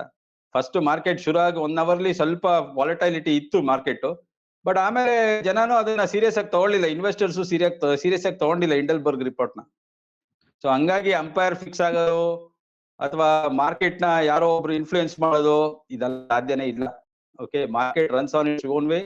ಆಮೇಲೆ ಇನ್ವೆಸ್ಟ್ಮೆಂಟ್ ಅವೇರ್ನೆಸ್ ಪ್ರೋಗ್ರಾಮ್ ಇದೆಲ್ಲ ಕಂಡಕ್ಟ್ ಮಾಡ್ತಾ ಇದಾರೆ. ದಟ್ ಮಾರ್ಕೆಟ್ ಅಲ್ಲಿ ಹೂಡಿಕೆದಾರರು ಎಷ್ಟು ಮುಖ್ಯ, ಇವನ್ ಕಂಪನಿಗೂ ಅಷ್ಟೇ ಪ್ರೊಟೆಕ್ಟ್ ಮಾಡ್ಬೇಕು ಅವರು. ಸೊ ಸೆಬಿ ರೋಲ್ ಏನಪ್ಪಾ ಅಂದ್ರೆ ಎರಡೂ ಬ್ಯಾಲೆನ್ಸ್ ಮಾಡ್ಬೇಕು, ಕಂಪನಿನೂ ಪ್ರೊಟೆಕ್ಟ್ ಮಾಡ್ಬೇಕು, ಈ ಕಡೆ ಇನ್ವೆಸ್ಟರ್ಸ್ ಪ್ರೊಟೆಕ್ಟ್ ಮಾಡ್ಬೇಕು ಅವರು. ಸೊ ಆ ನಿಟ್ಟಿನಲ್ಲಿ ತುಂಬಾ ಪ್ರೋಗ್ರಾಮ್, ಅವೇರ್ನೆಸ್ ಪ್ರೋಗ್ರಾಮ್ಗಳು ಮಾಡ್ತಾ ಇದ್ದಾರೆ, ತುಂಬಾ ಜನಕ್ಕೆ ಎಜುಕೇಟ್ ಮಾಡ್ತಾ ಇದ್ದಾರೆ. ಸೊ NISM ಮುಖಾಂತರ ವೇರಿಯಸ್ ಎಜುಕೇಟ್ ಮಾಡ್ತಾ ಇದ್ದಾರೆ. ಸೊ ಸುಮಾರು ರೆಸ್ಟ್ರಿಕ್ಷನ್ಸ್ ಗಳು ಮಾಡ್ತಾ ಇದಾರೆ. ಯಾಕಂದ್ರೆ ಮಾರ್ಕೆಟ್ ಒಂದ್ಸತಿ ಗ್ಲೋಬಲ್ ಆಗಿ ಎಕ್ಸ್ಪ್ಯಾಂಡ್ ಆಗ್ತಾ ಇದೆ, ಒಂದು largest market in the world ಅಂತ ಹೇಳಿದ್ಮೇಲೆ ಅದಕ್ಕೆ ಬೇಕಾದಂತ ನಿಯಮಗಳು ಮತ್ತೆ ಅದಕ್ಕೆ ಬೇಕಾದಂತ ಪಾಲಿಸಿ ಚೇಂಜಸ್ ಗಳು ಮಾಡ್ತಾ ಇದ್ದಾರೆ. ಸೊ ಹಂಗಾಗಿ ಯಾರೊಬ್ರು ರಾಜಕಾರಣಿಗಳೇನೋ ಒಂದು ಹೇಳ್ತಾರೆ ಅನ್ನೋದ್ರ ಮೇಲೆ ನಿಂತಿಲ್ಲ ಮಾರ್ಕೆಟ್. ಇವತ್ತು ಮಾರ್ಕೆಟ್ ನಿಂತಿರೋದ್ರೆ ಬೇರೆ ಮೇಲೆ. ಅದಲ್ಲದೆ ನಾನು ಒಂದ್ ಹೇಳಕ್ ಇಷ್ಟಪಡ್ತೀನಿ, ರಾಜಕಾರಣಿಗಳು ಸ್ವಲ್ಪ ದೇಶದ ಪರವಾಗಿ ಮಾತಾಡ್ಬೇಕಾಗತ್ತೆ. ಯಾವ್ದೋ ಒಂದು ಬೇಸ್ಲೆಸ್ ರಿಪೋರ್ಟ್ ಇಟ್ಕೊಂಡು ಆ ರಿಪೋರ್ಟ್ ಮುಂಚೆ ಯಾರು ಅಂತಾನೂ ಗೊತ್ತಿಲ್ಲ, ಕಂಪನಿ ಏನು, ಯಾವ ತರ ಏನು, ಅದ್ರ ಹಿಸ್ಟ್ರಿ ಏನು ಅಂತಾನು ಸರಿಯಾಗಿ ತಿಳ್ಕೊಳ್ದೇನೆ ಅದ್ರಲ್ಲಿ ಯಾರ್ಯಾರು ಇದಾರೆ ಅಂತ. ಒಂದ್ ವಿಷಯ ಹೇಳಕ್ ಇಷ್ಟಪಡ್ತೀನಿ, ಇಲ್ಲಿ ಇಂಡಲ್ಬರ್ಗ್ ಅಲ್ಲಿ 21 ಜನ ಇನ್ವೆಸ್ಟರ್ಸ್ ಇದಾರೆ. 21 ಜನ ಇನ್ವೆಸ್ಟರ್ಸ್ ಯಾರು ಅನ್ನೋದು ಡಿಸ್ಕ್ಲೋಸ್ ಮಾಡಿಲ್ಲ ಅವರು. ಫಸ್ಟ್ ಅವ್ರ ಮೇಲೆ ಇನ್ವೆಸ್ಟಿಗೇಷನ್ ಮಾಡ್ಬೇಕು. ಆಕ್ಚುಲಿ ನಮ್ಮ ಇನ್ವೆಸ್ಟಿಗೇಷನ್ ಏಜೆನ್ಸಿ ಹೋಗ್ಬಿಟ್ಟು ಹಿಂಡಲ್ಬರ್ಗ್ ಯಾರು, ಏನು, ಹೆಂಗ್ ಫ್ಲೋಟ್ ಆಗಿದೆ, ಅವ್ರ ಹಿಂದೆ ಯಾರ್ಯಾರಿದ್ದಾರೆ, ಅವ್ರು ಇನ್ವೆಸ್ಟ್ ಮಾಡ್ತಾ ಇರೋರು ಯಾರು, ಇದನ್ನು ಹುಡುಕ್ಬೇಕಾಗತ್ತೆ. ಸುಮ್ನೆ ಅವ್ರು ಆರೋಪ ಮಾಡಿದಕ್ಕೆಲ್ಲ ಇಲ್ಲಿ ನಾವ್ ಅದಕ್ಕೆ ರೆಸ್ಪಾಂಡ್ ಮಾಡಕ್ ಟೈಮ್ ವೇಸ್ಟ್ ಮಾಡೋದು ಬೇಕಾಗಿಲ್ಲ. ನಮ್ಮ ದೇಶ ಆಗ್ಲೇ ಆರ್ಥಿಕವಾಗಿ ಮುಂದುವರಿತಾ ಇದೆ. ನಾವು ಅದ್ರ ಬಗ್ಗೆ ಫೋಕಸ್ ಮಾಡ್ಬೇಕೆ ಹೊತ್ತು ಇದು ಯಾವ್ದೋ ಒಂದ್ ರಿಪೋರ್ಟ್ ಇಟ್ಕೊಂಡು ಅದು ಆ ರಿಪೋರ್ಟ್ ಟ್ರಸ್ಟೆಡ್ ಸೋರ್ಸ್ ಇಂದ ಬಂದಿದೆಯೋ ಏನು, ಯಾವ ಬೇಸಿಸ್ ಅಲ್ಲಿ ಅವ್ರ ರಿಪೋರ್ಟ್ ಜನರೇಟ್ ಮಾಡ್ತಾ ಇದೆ ಅನ್ನೋದು ಗೊತ್ತಿಲ್ಲ. ಎಲ್ಲೋ ಅಮೆರಿಕಲ್ ಕೂತ್ಕೊಂಡು ರಿಪೋರ್ಟ್ ಮಾಡೋದು ಬೇರೆ, ಇಲ್ಲಿ ವಾಸ್ತವ ಪರಿಸ್ಥಿತಿಯಲ್ಲಿ ಚೆಕ್ ಮಾಡಿ ರಿಪೋರ್ಟ್ ಮಾಡೋದು ಬೇರೆ. ಸೊ ಹಂಗಾಗಿ ಒಂದ್ ಯಾವ್ದೋ ಕಂಪನಿನ ಇಟ್ಕೊಂಡು ಅದನ್ನ ದೊಡ್ಡದಾಗಿ ಶೇರ್ ಮಾರ್ಕೆಟ್ ನೇ ಟಾರ್ಗೆಟ್ ಮಾಡೋದಲ್ಲಿ ನನಗೇನೋ ಇದು ಸರಿ ಕಾಣಿಸ್ತಾ ಇಲ್ಲ. ಸೊ ನಮ್ಮ ರಾಜಕಾರಣಿಗಳು ಇದನ್ನ ತಿಳ್ಕೊಳ್ಳದ ವಿಷಯಗಳನ್ನ ಸರಿಯಾಗಿ ಸುಮ್ನೆ ಸ್ಟೇಟ್ಮೆಂಟ್ ಕೊಡೋದು. ಸೊ ನಮ್ಗೆ ಗೊತ್ತು ಲಾಸ್ಟ್ ಇಯರ್ ಏನಾಯ್ತು ಅಂತ. 2023 ಎಲೆಕ್ಷನ್ ಇಯರ್ ಇತ್ತು. ಸೊ ಅವಾಗ ಈ ರಿಪೋರ್ಟ್ ಬಂದಾಗ entire parliament session wash out ಆಯ್ತು. ಸೊ ಎಂಟೈರ್ ಒಳ್ಳೆ ಡಿಸ್ಕಷನ್ ಆಗ್ಬೇಕಾಗಿರೋದ ಸಮಯದಲ್ಲಿ ಎಲ್ಲ ಹಾಳು ಮಾಡಿದ್ರು ಮಾರ್ಕೆಟ್ ಇದನ್ನ ಪಾರ್ಲಿಮೆಂಟ್ ಸೆಷನ್ ಅಂತ ಅನ್ಕೊಂತೀನಿ. ನನಗೆ ಕೊಟ್ಟು ಜನಕ್ಕೆ ಕನ್ಫ್ಯೂಸ್ ಮಾಡಬಾರ್ದು ಅಂತ ನಾನು ಹೇಳ್ತೀನಿ. ಹಾ ಸರ್, ಆದ್ರೆ ಅಂದ್ರೆ ಈಗ ರಿಪೋರ್ಟ್ ನೇ ಬೇಸ್ಡ್ ಆಗಿ ನೋಡಿದ್ರೆ ಹೂಡಿಕೆದಾರರು ನಿನ್ನೆ ದೊಡ್ಡ ಕುಸಿತ ಆಗ್ಬೇಕಿತ್ತು, ಅಥವಾ ಫಾಲೋಡ್ ಬೈ ಇವತ್ತು ಕೂಡ ಒಂದು ಮಹಾ ಕುಸಿತ ಅನ್ನೋದು ಕಾಣ್ಬೇಕಿತ್ತು. ಆದ್ರೆ ವಾಲಟಿಲಿಟಿ ಸ್ವಲ್ಪ ಕಡಿಮೆ ಇದೆ. ಅಂದ್ರೆ ಒಂದ್ಸಲ ಪಾಸಿಟಿವ್ ಹೋಗುತ್ತೆ, ನೆಗೆಟಿವ್ ಹೋಗುತ್ತೆ, ಬ್ಯಾಲೆನ್ಸ್ಡ್ ಆಗಿ ಹೋಗ್ತಾ ಇದೆ. ಆದ್ರೆ ಅದಾನಿ ಶೇರ್ಸ್ ಗಳು ಪರ್ಟಿಕ್ಯುಲರ್ ಆಗಿ ಅಂತ ನೋಡಿದ್ರೆ ಅವರ 10 ಶೇರ್ಗಳಲ್ಲಿ 7-8 ಶೇರ್ಗಳು ನೆಗೆಟಿವ್ ಆಗಿ ಇಂಪ್ಯಾಕ್ಟ್ ಆಗಿದೆ. ಸೊ ಅಂದ್ರೆ ರಿಪೋರ್ಟ್ ಅನ್ನ ಪರಿಗಣಿಸಿದಾರ ಹೂಡಿಕೆದಾರರು ಇಲ್ಲಿ ಅಂತ? ಸೊ ನಿನ್ನೆ ಅದಾನಿ ಶೇರ್ಗಳು ನೀವು ಹೇಳ್ದಂಗೆ ಎಸ್ ಸ್ವಲ್ಪ ಮಟ್ಟಿಗೆ ಕುಸಿತ ಕಾಣ್ತು. ಬಟ್ ಲಾಸ್ ರಿಕೂಪ್ ಮಾಡಿದ್ರು ಸ್ವಲ್ಪ. ಬಟ್ ಸ್ವಲ್ಪ ಏರ್ಪೇರ್ ಇತ್ತು ಅವ್ರದ್ದು. ಇಂಡಿವಿಜುವಲ್ ಆಗಿ ಅದಾನಿ ಗ್ರೂಪ್ ಶೇರ್ ಮೇಲೆ ಸ್ವಲ್ಪ ಎಲ್ಲೋ ಒಂದ್ ಕಡೆ ಏನೋ ಇರ್ಬೋದೇನೋ ಅನ್ನೋದು ಗುಮಾನಿ ನಡೀತಾ ಇದೆ. ಬಟ್ ಇದು we can't take it only because of Hindenburg report ಇಂದ ಆಗಿರ್ಬೋದು ಅಂತ ಹೇಳಕ್ಕಾಗಲ್ಲ. ಎಂಟೈರ್ ಶೇರ್ ಮಾರ್ಕೆಟ್ ನೋಡ್ಬೇಕಾಗತ್ತೆ ನಾವು. ಯಾವ್ದೋ ಒಂದ್ ಕಂಪನಿನ ಜಡ್ಜ್ ಮಾಡೋದ್ರಿಂದ ಎಂಟೈರ್ ಶೇರ್ ಮಾರ್ಕೆಟ್ಗೆ ಎಫೆಕ್ಟ್ ಆಗ್ತಾ ಇದೆ ಅನ್ನೋದು ಚೆಕ್ ಮಾಡ್ಬೇಕಾಗತ್ತೆ.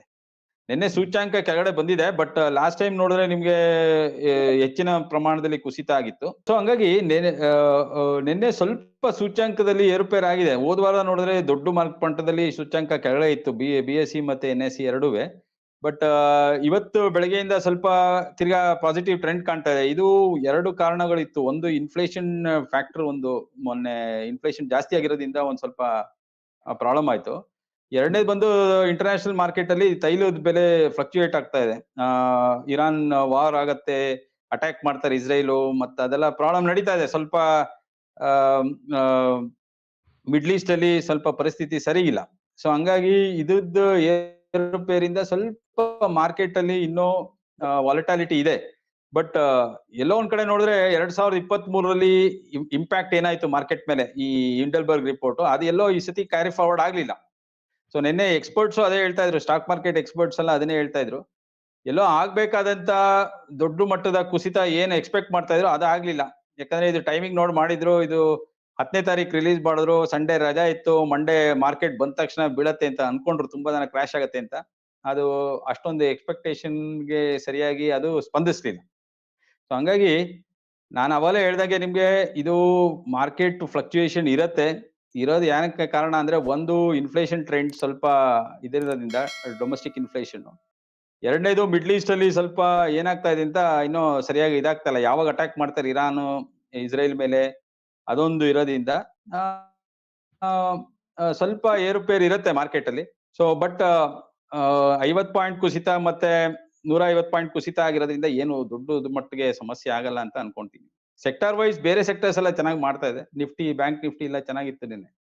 ಸೊ ಹಂಗಾಗಿ ಇದರಿಂದ ಹಿಂಡಲ್ಬರ್ಗ್ ರಿಪೋರ್ಟ್ ಜಾಸ್ತಿ ಪರಿಣಾಮ ಬೀರಿಲ್ಲ ಅಂತ ಒಂದು ಕನ್ಕ್ಲೂಡ್ ಮಾಡ್ಬೋದು ನಿನ್ನೆ ಮಾರ್ಕೆಟ್ ಮೇಲೆ. ಸರ್, ಅಂದ್ರೆ ಹೂಡಿಕೆದಾರರಿಗೆ ನಮ್ಮ ದೇಶದ ಷೇರುಪೇಟೆ ಮೇಲೆ ನಂಬಿಕೆ ಇದೆ. ಹಂಗೆ ಭಾರತದ ಬೆಳವಣಿಗೆ ಗ್ರೋತ್ ಏನ್ ಹೇಳ್ತಾರೆ ಅದು ಇನ್ನೊಂದು 10 ವರ್ಷಕ್ಕೆ ಖಂಡಿತ ನಂಬಿಕೆ ಇದೆ. ಅದಕ್ಕೋಸ್ಕರ ಅವರು ಎಂತದೇ ಯುದ್ಧ ಆಗ್ಲಿ ಅಥವಾ ಏನೇ ವರದಿಗಳು ಬರ್ಲಿ, ನಮ್ಮ ಹೂಡಿಕೆನ ನಾವು ಮುಂದುವರ್ಸೋಣ ಅಂತ ನಿರ್ಧಾರ ಮಾಡಿರ್ಬೋದು. ಬಹುಶಃ ಅದರಿಂದನೇ ಇದು ಬ್ಯಾಲೆನ್ಸ್ ಆಗಿದೆ ಅನ್ಸುತ್ತೆ ಷೇರ್ಪೇಟೆ. ಹೌದು, ಷೇರ್ಪೇಟೆ ಆಕ್ಚುಲಿ ಈಗ ಸ್ವಲ್ಪ ಅವೇರ್ನೆಸ್ ಜಾಸ್ತಿ ಆಗಿದೆ ನಮ್ಮಲ್ಲಿ, ಇನ್ವೆಸ್ಟರ್ಸ್ ಅಲ್ಲಿ ಅವೇರ್ನೆಸ್ ಜಾಸ್ತಿ ಆಗಿದೆ. ಈಗ ಬರ್ತಾ ಇರೋರೆಲ್ಲ ಸುಮ್ನೆ ಯಾರೋ ಬ್ರೋಕರ್ ನಂಬ್ಕೊಂಡು ಅಥವಾ ಯಾರೋ ಟಿವಿ ನೋಡ್ಕೊಂಡು ಇನ್ವೆಸ್ಟ್ ಮಾಡೋದಕ್ಕಿಂತ ಆಕ್ಚುಲಿ ಈಗ ಅವೇರ್ನೆಸ್ ಇರೋದ್ರಿಂದ ಓದ್ತಾರೆ, ತಿಳ್ಕೊಂತಾರೆ ವಿಷಯಗಳು. ಸೊ ಯೋಚನೆ ಮಾಡಿ ಹೂಡಿಕೆ ಮಾಡ್ತಾ ಇದ್ದಾರೆ. ಹಂಗಾಗಿ ಸ್ವಲ್ಪ ಎಲ್ಲೋ ಅವೇರ್ನೆಸ್ ಇರೋದ್ರಿಂದ ಅವರು ತಿಳ್ಕೊಳ್ಳೋದ್ರಿಂದ, ವಿಷಯಗಳು ತಿಳ್ಕೊಂಡು ಇನ್ವೆಸ್ಟ್ ಮಾಡೋದ್ರಿಂದ ಎಲ್ಲೋ ಒಂಥರ ವಾಲ್ಟಾಲಿಟಿ ಸ್ವಲ್ಪ ಕಡಿಮೆ ಆಗ್ತಾ ಇದೆ. ಬಟ್ ಇಂಟರ್ನ್ಯಾಷನಲ್ ಜರ್ಕ್ಸ್ ಇದ್ದೇ ಇರುತ್ತೆ. ಬೇರೆ ಬೇರೆ ಮಾರ್ಕೆಟ್ ಅಲ್ಲಿ ಏನಾಗ್ತಾ ಇದೆ ಅಥವಾ ಬೇರೆ ದೇಶಗಳಲ್ಲಿ ಏನಾಗ್ತಾ ಇದೆ, ಆ ಜರ್ಕ್ ಇದ್ದೇ ಇರುತ್ತೆ. ಆ ಜರ್ಕಿಂದ ಸ್ವಲ್ಪ ಏರುಪೇರುಗಳು ಕಾಣ್ತಾನೆ ಇರುತ್ತೆ. ಅದು ಬರೀ ಇಂಡಿಯಾ ಒಂದಕ್ಕೆ ಸೀಮಿತ ಆಗಿಲ್ಲ, ಇಡೀ ಇಂಟರ್ನ್ಯಾಷನಲ್ ಎಲ್ಲಾ ಮಾರ್ಕೆಟ್ಗಳಲ್ಲೂ ಈ ಪ್ರಾಬ್ಲಮ್ಗಳು ಇದೆ. ಸೊ ಶೇರ್ ಮಾರ್ಕೆಟ್ ಅಂದ್ರೆ it is bound by risk factors. So ನಾವೇನ್ ನೋಡ್ಬೇಕು ಅಂದ್ರೆ ಒಂದು 15 ದಿವಸದ್ದು, 1 ತಿಂಗಳದ್ದು ಮಾರ್ಕೆಟ್ ಟ್ರೆಂಡ್ ನೋಡ್ಕೊಂಡು ಡಿಸಿಷನ್ಗಳನ್ನ ತಗೋಬೇಕಾಗತ್ತೆ. ಒನ್ ಡೇ ತಗೊಂಡು ನಾವ್ ಹಿಂಗೆ ಆಗ್ಬಿಡ್ತು, ಇದರಿಂದ ಈ ತರ ಆಯ್ತು ಅನ್ನೋದು ಅನಲೈಸ್ ಮಾಡೋದು ತಪ್ಪು ಅಂತ ಅನ್ಸುತ್ತೆ. ಬಟ್ ನಿನ್ನೆ ಮೊನ್ನೆ ರಿಪೋರ್ಟ್ ನೋಡೋ ಪ್ರಕಾರ ಯಾವ್ದು ಈ ರಿಪೋರ್ಟ್ ಇಂದ ಯಾವ್ದು ಇನ್ಫ್ಲೂಯೆನ್ಸ್ ಆಗಿಲ್ಲ ಅಷ್ಟೊಂದ್ ಮಟ್ಟಿಗೆ ಅಂತ ಕ್ಲಿಯರ್ ಪಿಕ್ಚರ್ ತೋರಿಸ್ತಾ ಇದೆ ಅಷ್ಟೇ. ಹಾ ಸರ್, ಮತ್ತೆ ನಮ್ಮ ದೇಶದ ಷೇರ್ ಪೇಟೆಯಲ್ಲಿ ಈಗ ನಾವು ರಿಟೈಲ್ ಇನ್ವೆಸ್ಟರ್ಸ್ ಅಥವಾ ಈಗ ಇನ್ಸ್ಟಿಟ್ಯೂಷನಲ್ ಇನ್ವೆಸ್ಟರ್ಸ್ ಜೊತೆಗೆ ಅಂದ್ರೆ ಮಾರ್ಕೆಟ್ ನ ಫ್ಲಕ್ಚುಯೇಷನ್ ಗೆ ಈ FIIಗಳು ಪ್ರಮುಖ ಕಾರಣ ಆಗ್ತಾರೆ. ಅಂದ್ರೆ ಅವ್ರು ಎಷ್ಟು ಇನ್ವೆಸ್ಟ್ ಮಾಡ್ತಿದ್ದಾರೆ ಅಥವಾ ತಗೊಳ್ತಿದ್ದಾರೆ ಅನ್ನೋದು ಮುಖ್ಯ ಆಗುತ್ತೆ. ಈಗ ಕೆಲವು ತಿಂಗಳುಗಳಿಂದ ನೋಡಿದ್ರೆ ಹೆಚ್ಚು ಅವರು ಇನ್ಪುಟ್ ಇಲ್ಲ, ಔಟ್ಪುಟ್ ಅಲ್ಲಿ ಇದ್ದಾರೆ ಅಥವಾ ನ್ಯೂಟ್ರಲ್ ಆಗಿದ್ದಾರೆ ಅನ್ನೋದು ಒಂದು ರೀತಿ ಕಾಣಿಸ್ತಿದೆ. ಈ ಯಾವುದೇ ಒಂದು ಷೇರು ಈ ಹಿಂಡೆನ್ಬರ್ಗ್ ರಿಪೋರ್ಟ್ ಹಿನ್ನೆಲೆ ನೋಡಿದ್ರು, ಅಂದ್ರೆ ಅದಾನಿ ಅಂತ ನೋಡಿದ್ರು, ಅವರವರದ್ದು ಏನಿದೆ ಯಾವ್ದೋ ಫಾರಿನ್ ಇನ್ಸ್ಟಿಟ್ಯೂಷನ್ಸ್ ಗಳಿಂದ ಅಥವಾ ಶೆಲ್ ಕಂಪ್ನಿಗಳಿಂದ ಇದರ ಮೇಲೆ ಹೂಡಿಕೆ ಮಾಡಿ ಮತ್ತೆ ತಗ್ಗಿಯೋ ಒಂದು ಹಾದಿಯಲ್ಲಿ ಈ ಏರಿಳಿತಗಳನ್ನ ಕೃತಕವಾಗಿ ಸೃಷ್ಟಿಸಿದ್ದಾರೆ ಅನ್ನೋದು. ಈ ಕೃತಕವಾಗಿ ಏರಿಸೋದು, ಕೃತಕವಾಗಿ ಇಳಿಸೋದು ಇದೆಯಲ್ಲ, ಇದು ಹೆಂಗ್ ವರ್ಕ್ ಆಗುತ್ತೆ ಸರ್? ಅದು ನಿಜ ಆಕ್ಚುಲಿ ಆಗ್ತಾ ಇರುತ್ತಾ ಇದು? ಅಲ್ಲ, ಅದು ಇರುತ್ತೆ ಸರ್. ಒಂದು ಸ್ಟಾಕ್ ಮಾರ್ಕೆಟ್ ಅಂತ ನಾವು ತಗೊಂಡ್ರೆ ಒಂದು ಈ ತರ ಫ್ಯಾಕ್ಟರ್ಸ್ ಗಳು ಇರುತ್ತೆ. ಓಕೆ, ಕೆಲವರು ಬೇರೆ ಬೇರೆ ಐಲ್ಯಾಂಡ್ಸ್ ಗಳಿಂದ ಪಂಪ್ ಮಾಡೋರು ಇರ್ತಾರೆ ದುಡ್ಡನ್ನ, ಫಂಡ್ ಗಳು ಕ್ರಿಯೇಟ್ ಮಾಡೋದು. ಬಟ್ ಇವತ್ತು ಏನಾಗಿದೆ ಅಂದ್ರೆ ಎಲ್ಲ ಇಂಟರ್ನ್ಯಾಷನಲ್ ಮಾರ್ಕೆಟ್ಸ್ ಅಲ್ಲೂ ಯಾವುದೇ ಒಂದು ಫಂಡ್ ಕ್ರಿಯೇಟ್ ಮಾಡಿ ಅದ್ರಲ್ಲಿ ಇನ್ವೆಸ್ಟ್ ಮಾಡಿ ಅವರು ಮಾರ್ಕೆಟ್ ಅಲ್ಲಿ ಇನ್ವೆಸ್ಟ್ ಮಾಡ್ಬೇಕಂದ್ರೆ ಸುಮಾರು KYCs ಎಲ್ಲ ಇದೆ. ಸೊ ಸುಮ್ನೆ ಯಾವ್ದೋ ಒಂದು ಫಂಡ್ ಕ್ರಿಯೇಟ್ ಮಾಡ್ಬಿಟ್ಟು ಇನ್ವೆಸ್ಟ್ ಮಾಡೋಕೆ ಆಗಲ್ಲ. ಯಾಕಂದ್ರೆ ಇದು ಹೆಚ್ಚಿನ ರೀತಿಯಲ್ಲಿ ಇಂಟರ್ನ್ಯಾಷನಲ್ ಏಜೆನ್ಸಿಗಳು ಏನ್ ಮಾಡಿದ್ದಾರೆ, ಒಂದು ಈ ತರ ಪ್ರಾಬ್ಲಮ್ಗಳು ಎಲ್ಲಾ ದೇಶಕ್ಕೂ ಆಗ್ತಾ ಇದೆ. ಒಂದೇ ಮಾರ್ಕೆಟ್ಗೆ ಅಂತ ಇಲ್ಲ ಅಥವಾ ಒಂದು ಪರ್ಟಿಕ್ಯುಲರ್ ಕಂಟ್ರಿಗೆ ಅಂತ ಇಲ್ಲ. ಸೊ ಎಲ್ಲಾ ಕಂಟ್ರಿಗಳಲ್ಲೂ ಇಂಟರ್ನ್ಯಾಷನಲ್ ಮಾರ್ಕೆಟ್ಸ್ ಎಲ್ಲಾರು ಏನ್ ಮಾಡಿದ್ದಾರೆ, ಕೂತು ಒಂದು ಡಿಸೈಡ್ ಮಾಡಿ ಸೊ ಈ ತರ ನಾವು ಡ್ಯೂ ಡಿಲಿಜೆನ್ಸ್ ಮಾಡಬೇಕು ಅಥವಾ ಯಾವ್ದಾದ್ರು ಒಂದು ಫಂಡ್ ಹೊಸದಾಗಿ ಈ ಕಾರ್ಪಸ್ ಬರಬೇಕು ಅಥವಾ ಇನ್ವೆಸ್ಟ್ಮೆಂಟ್ ಮಾಡುವಂತ ವೆಲ್ತ್ ಮ್ಯಾನೇಜ್ಮೆಂಟ್ ಕಂಪನಿಗಳು ಬರುತ್ತೆ ಅಂದ್ರೆ ಅದಕ್ಕೆ ಆದಂತ ಸುಮಾರು ರಿಸ್ಟ್ರಿಕ್ಷನ್ಸ್ ಇದೆ, ಸುಮಾರು ಫ್ರೇಮ್ ವರ್ಕ್ಸ್ ಇದೆ ಅದಕ್ಕೆ. ಸೊ ಅವ್ರದ್ದು ಯಾವ್ಯಾವ ತರ ರಿಸ್ಕ್ ಬ್ಯಾಕ್ ಗ್ರೌಂಡ್ ಪಾಲಿಸಿಗಳಿದೆ ಅದೆಲ್ಲಾನು ಆಸ್ ಪರ್ ನಾರ್ಮ್ಸ್ ಏನಿದೆ ಅದನ್ನ ಡಿಫೈನ್ ಮಾಡಿದ್ದಾರೆ, ಅದ್ರ ಪ್ರಕಾರನೇ ಇರ್ಬೇಕು ಅಂತ ಹೇಳಿದ್ದಾರೆ. ಸೊ ಎಲ್ಲೋ ಒಂದ್ ಕಡೆ ಇವನ್ ಎಲ್ಲಾ ತರ ಹೊಸ ತರ ಇನ್ಸ್ಟ್ರೂಮೆಂಟ್ಸ್ ಏನೇನ್ ಬರ್ಬೇಕು ಮಾರ್ಕೆಟ್ ಅಲ್ಲಿ, ಯಾರು ಎಂಟರ್ ಆಗ್ತಾ ಇದಾರೆ ಅವ್ರ ಬಗ್ಗೆ ಡ್ಯೂ ಡಿಲಿಜೆನ್ಸ್ ಆಗತ್ತೆ, ಅವ್ರ ಬಗ್ಗೆ ಮಾಹಿತಿಗಳು ಇರುತ್ತೆ ಅವ್ರ ಹತ್ರ. ಸೊ ಎಲ್ಲೋ ಒಂದ್ ಕಡೆ ಇದು ಒಳ್ಳೆ ಇದರಿಂದ ಸೋರ್ಸ್ ಇಂದ ಬರ್ತಾ ಇಲ್ಲ, ಇದು ಯಾವ್ದೋ ಟ್ರಸ್ಟೆಡ್ ಸೋರ್ಸ್ ಇಂದ ಬರ್ತಾ ಇಲ್ಲ, ಅಥವಾ ಇದು ಯಾವ್ದೋ ಕೆಲವು ಐಲ್ಯಾಂಡ್ ಕಡೆಯಿಂದ ಮಾತ್ರ ಮಾರ್ಕ್ ಆಗ್ತಾ ಇದೆ ಇನ್ವೆಸ್ಟ್ಮೆಂಟ್ಸ್ ಅಂದ್ರೆ ಅದಕ್ಕೆ ಹೆಚ್ಚಿನ ರೀತಿಯಲ್ಲಿ ರಿಸ್ಟ್ರಿಕ್ಷನ್ಸ್ ನ ಇಂಪೋಸ್ ಮಾಡಿರ್ತಾರೆ. ಸೊ ಮುಂಚೆ ಒಂದ್ಸಲಿ ನೀವ್ ಹೇಳ್ದಂಗೆ ಶೆಲ್ ಕಂಪನಿಗಳು ಇರ್ಬೋದು ಅಥವಾ ಕೆಲವೊಂದು ಟ್ಯಾಕ್ಸ್ ಹೆವನ್ ಕಂಟ್ರೀಸ್ ಇರ್ಬೋದು, ಇಲ್ಲಿಂದ ಹೂಡಿಕೆಗಳು ಆಗ್ತಾ ಇತ್ತು. ಟ್ಯಾಕ್ಸ್ ಹೆವನ್ ಕಂಟ್ರೀಸ್ ಅಂದ್ರೆ ಅದು ಲೀಗಲಿ ಅಲೋಡ್, ಅಲ್ಲಿ ಆ ಕಂಟ್ರಿಗಳಲ್ಲಿ ಲೀಗಲಿ ಅಲೋಡ್, ನಮ್ಗೆ ಇಲ್ಲೀಗಲ್ ಅಂತ ಅನ್ಸ್ಬೋದು ಇಲ್ಲಿ, ಬಟ್ ಅಲ್ಲಿ ಲೀಗಲಿ ಅಲೋಡ್, ಅದು ಫಾರ್ಮೇಶನ್ ಎಲ್ಲ ಮಾಡೋದು, ಆಮೇಲೆ ರಿಸ್ಟ್ರಿಕ್ಷನ್ಸ್ ಎಲ್ಲ ಇಲ್ಲದೆ ಇರೋದು ಅದು ಅಲೋಡ್ ಲೀಗಲಿ ಅಲ್ಲಿ. ಹಂಗಾಗಿ ಅಲ್ಲಿಂದ ಮಾಡ್ತಾರೆ. ಬಾಮಾಸ್ ಇರ್ಬೋದು ಅಥವಾ ಮಾರಿಷಿಯಸ್ ಇರ್ಬೋದು, ಕೇಮನ್ ಐಲ್ಯಾಂಡ್ಸ್ ಇರ್ಬೋದು, ಈ ತರ ಸುಮಾರು ಕಂಟ್ರೀಸ್ ಇದೆ, ಐಲ್ಯಾಂಡ್ ಗಳಿದೆ, ಅಲ್ಲಿಂದ ಮಾಡ್ತಾರೆ. ಯಾಕಂದ್ರೆ ಇದು ಮಾಡೋವಾಗ ಏನ್ ಮಾಡ್ತಾರೆ, ಅದು ಇನ್ವೆಸ್ಟ್ಮೆಂಟ್ ಸೋರ್ಸ್ ಎಲ್ಲಿಂದ ಬರ್ತಾ ಇದೆ ಅನ್ನೋದು, ಮತ್ತೆ ಯಾವ ತರ ಫಂಡ್ ಇಂದ ಇನ್ವೆಸ್ಟ್ ಮಾಡ್ತಾರೆ, ಮತ್ತೆ ಯಾವ ತರ ವೆಲ್ತ್ ಮ್ಯಾನೇಜ್ಮೆಂಟ್ ಬಿಸ್ನೆಸ್ ಗಳು ನಡೀತಾ ಇದೆ ಅಲ್ಲಿ, ಅದೆಲ್ಲ ರಿಸ್ಟ್ರಿಕ್ಷನ್ಸ್ ಗಳಿದೆ. ಯಾವ್ದ್ರಲ್ಲಿ ರಿಜಿಸ್ಟರ್ ಆಗ್ತಾರೆ, ಯಾವ ತರ ಇನ್ವೆಸ್ಟ್ ಮಾಡ್ತಾರೆ, ಅವ್ರಿಗೆ ಏನ್ ಕ್ರೈಟೀರಿಯಾಸ್ ಇದೆ ಅದನ್ನೆಲ್ಲ ಚೆಕ್ ಮಾಡೋ ಅಂತ ಇವತ್ತಿನ ಟೆಕ್ನಾಲಜಿ ಯುಗದಲ್ಲಿ ಆರ್ಟಿಫಿಷಿಯಲ್ ಇಂಟೆಲಿಜೆನ್ಸ್ ಬಳಸ್ತಾ ಇದ್ದಾರೆ. ಆರ್ಟಿಫಿಷಿಯಲ್ ಇಂಟೆಲಿಜೆನ್ಸ್ ಬಳಸ್ಬಿಟ್ಟು ಟ್ರ್ಯಾಕ್ ಮಾಡ್ತಾ ಇದಾರೆ, KYC ಗಳು ಇಂಟ್ರೊಡ್ಯೂಸ್ ಮಾಡಿದ್ದಾರೆ. ಸೊ ಏನೇ ಒಂದು ಟ್ರಿಗರ್ ಆದ್ರೂ ಅದಕ್ಕೆ ಆಕ್ಷನ್ ಲಿಂಕ್ ಆಗಿದೆ, ಪ್ಲಾಟ್ಫಾರ್ಮ್ ಗಳು ಇಂಟರ್ಲಿಂಕ್ ಆಗಿದೆ, ಟ್ರೇಡಿಂಗ್ ಪ್ರೋಸೆಸ್ ಗಳನ್ನೆಲ್ಲ ಇಂಟಿಗ್ರೇಟ್ ಮಾಡಿದ್ದಾರೆ. ಸೊ ಹಂಗಾಗಿ ಎಲ್ಲೋ ಒಂದ್ ಕಡೆ ಏನೋ ಒಂದು ಆದ್ರೂ ಟ್ರಿಗರ್ ಆಗುತ್ತೆ, ಎಂಟೈರ್ ಮಾರ್ಕೆಟ್ ಟ್ರಿಗರ್ ಆಗುತ್ತೆ. ಸೊ ಅದನ್ನ ಆದಷ್ಟು ಅಲ್ಲೇ ನೋಡಿ ಅಲ್ಲೇ ಮೊಳಕೆಯಲ್ಲೇ ಅದನ್ನ ನಾಶ ಮಾಡುವಂತ ಪರಿಸ್ಥಿತಿಗಳು ಇದೆ ಈಗ. ಸೊ ಆತರ ಸಿಸ್ಟಮ್ ಇರೋದ್ರಿಂದ ಎಲ್ಲೋ ಒಂದ್ ಕಡೆ ಸಣ್ಣ ಪುಟ್ಟ ಪ್ರಮಾಣದಲ್ಲಿ ಆಗ್ಬೋದು, ಬಟ್ ದೊಡ್ಡ ಪ್ರಮಾಣದಲ್ಲಿ ಆಗಿ ಮಾರ್ಕೆಟ್ನೇ ಕ್ರಾಶ್ ಮಾಡುವಂತ ಸ್ಥಿತಿಗಳು ಈಗ ಬರ್ತಾ ಇಲ್ಲ ಸರ್. ಸೊ ಅದನ್ನ ನಾವು ಕ್ಲಿಯರ್ ಕಟ್ ಆಗಿ ಹೇಳ್ಬೋದು. ಈಗ ಹಿಂಡೆನ್ಬರ್ಗ್ ರಿಸರ್ಚ್ ಅನ್ನೋ ಕಂಪ್ನಿ ಇದೆಯಲ್ಲ, ಅಂದ್ರೆ ಶಾರ್ಟ್ ಸೆಲ್ಲರ್ ಕಂಪ್ನಿ ಅಂತ ಅದನ್ನ ಗುರುತಿಸುತ್ತಾರೆ. ಈ ಶಾರ್ಟ್ ಸೆಲ್ಲಿಂಗ್ ಅಂದ್ರೆ ಏನಾಗುತ್ತೆ ಇದು ಮಾರ್ಕೆಟ್ ಅಲ್ಲಿ, ಮತ್ತೆ ಇಂಥ ರಿಪೋರ್ಟ್ ಗಳಿಂದ ಅಥವಾ ಈ ತರ ಪರಿಸ್ಥಿತಿಗಳೇ ಅವ್ರಿಗೇನಾದ್ರು ಲಾಭ ಮಾಡ್ಕೊಳ್ಳೋ ಸಾಧ್ಯತೆ ಇರುತ್ತಾ? ಲಾಭ ಅಂದ್ರೆ ಏನಿಲ್ಲ, ಇದು ರಿಸರ್ಚ್ ಬೇಸ್ಡ್ ಫರ್ಮ್ಗಳು ಅವರು ಹುಟ್ಟಾಕದೇ ಹಿಂಗೆ ಏನಂದ್ರೆ ಅವ್ರದ್ದು ಶಾರ್ಟ್ ಸೆಲ್ಲರ್ ರಿಸರ್ಚ್ ಅಂದ್ರೆ ಏನ್ ಮಾಡ್ತಾರೆ ಅಂದ್ರೆ ಕಂಪನಿಗಳನ್ನ ಈ ಸೇಲ್ ಮಾಡ್ತಾರಲ್ಲ with in a short span of time ಅಲ್ಲಿ ಸೇಲ್ ಮಾಡೋ ಅಂತ ಇದನ್ನ ಅವರು ಟ್ರ್ಯಾಕ್ ಮಾಡಿ ಇಂಥ ಕಂಪನಿಲಿ ಹಾಕಿ ಇಂಥ ಕಂಪನಿಲಿ ಹಾಕ್ಬೇಡಿ ಇಂಥ ಕಂಪನಿಲಿ ಹಾಕಿದ್ರೆ ಇಷ್ಟು ರಿಸ್ಕ್ ಫ್ಯಾಕ್ಟರ್ ಇದೆ. ಸೊ ಈ ತರ ಅನಾಲಿಸಿಸ್ ಮಾಡ್ತಾರೆ ಅವರು.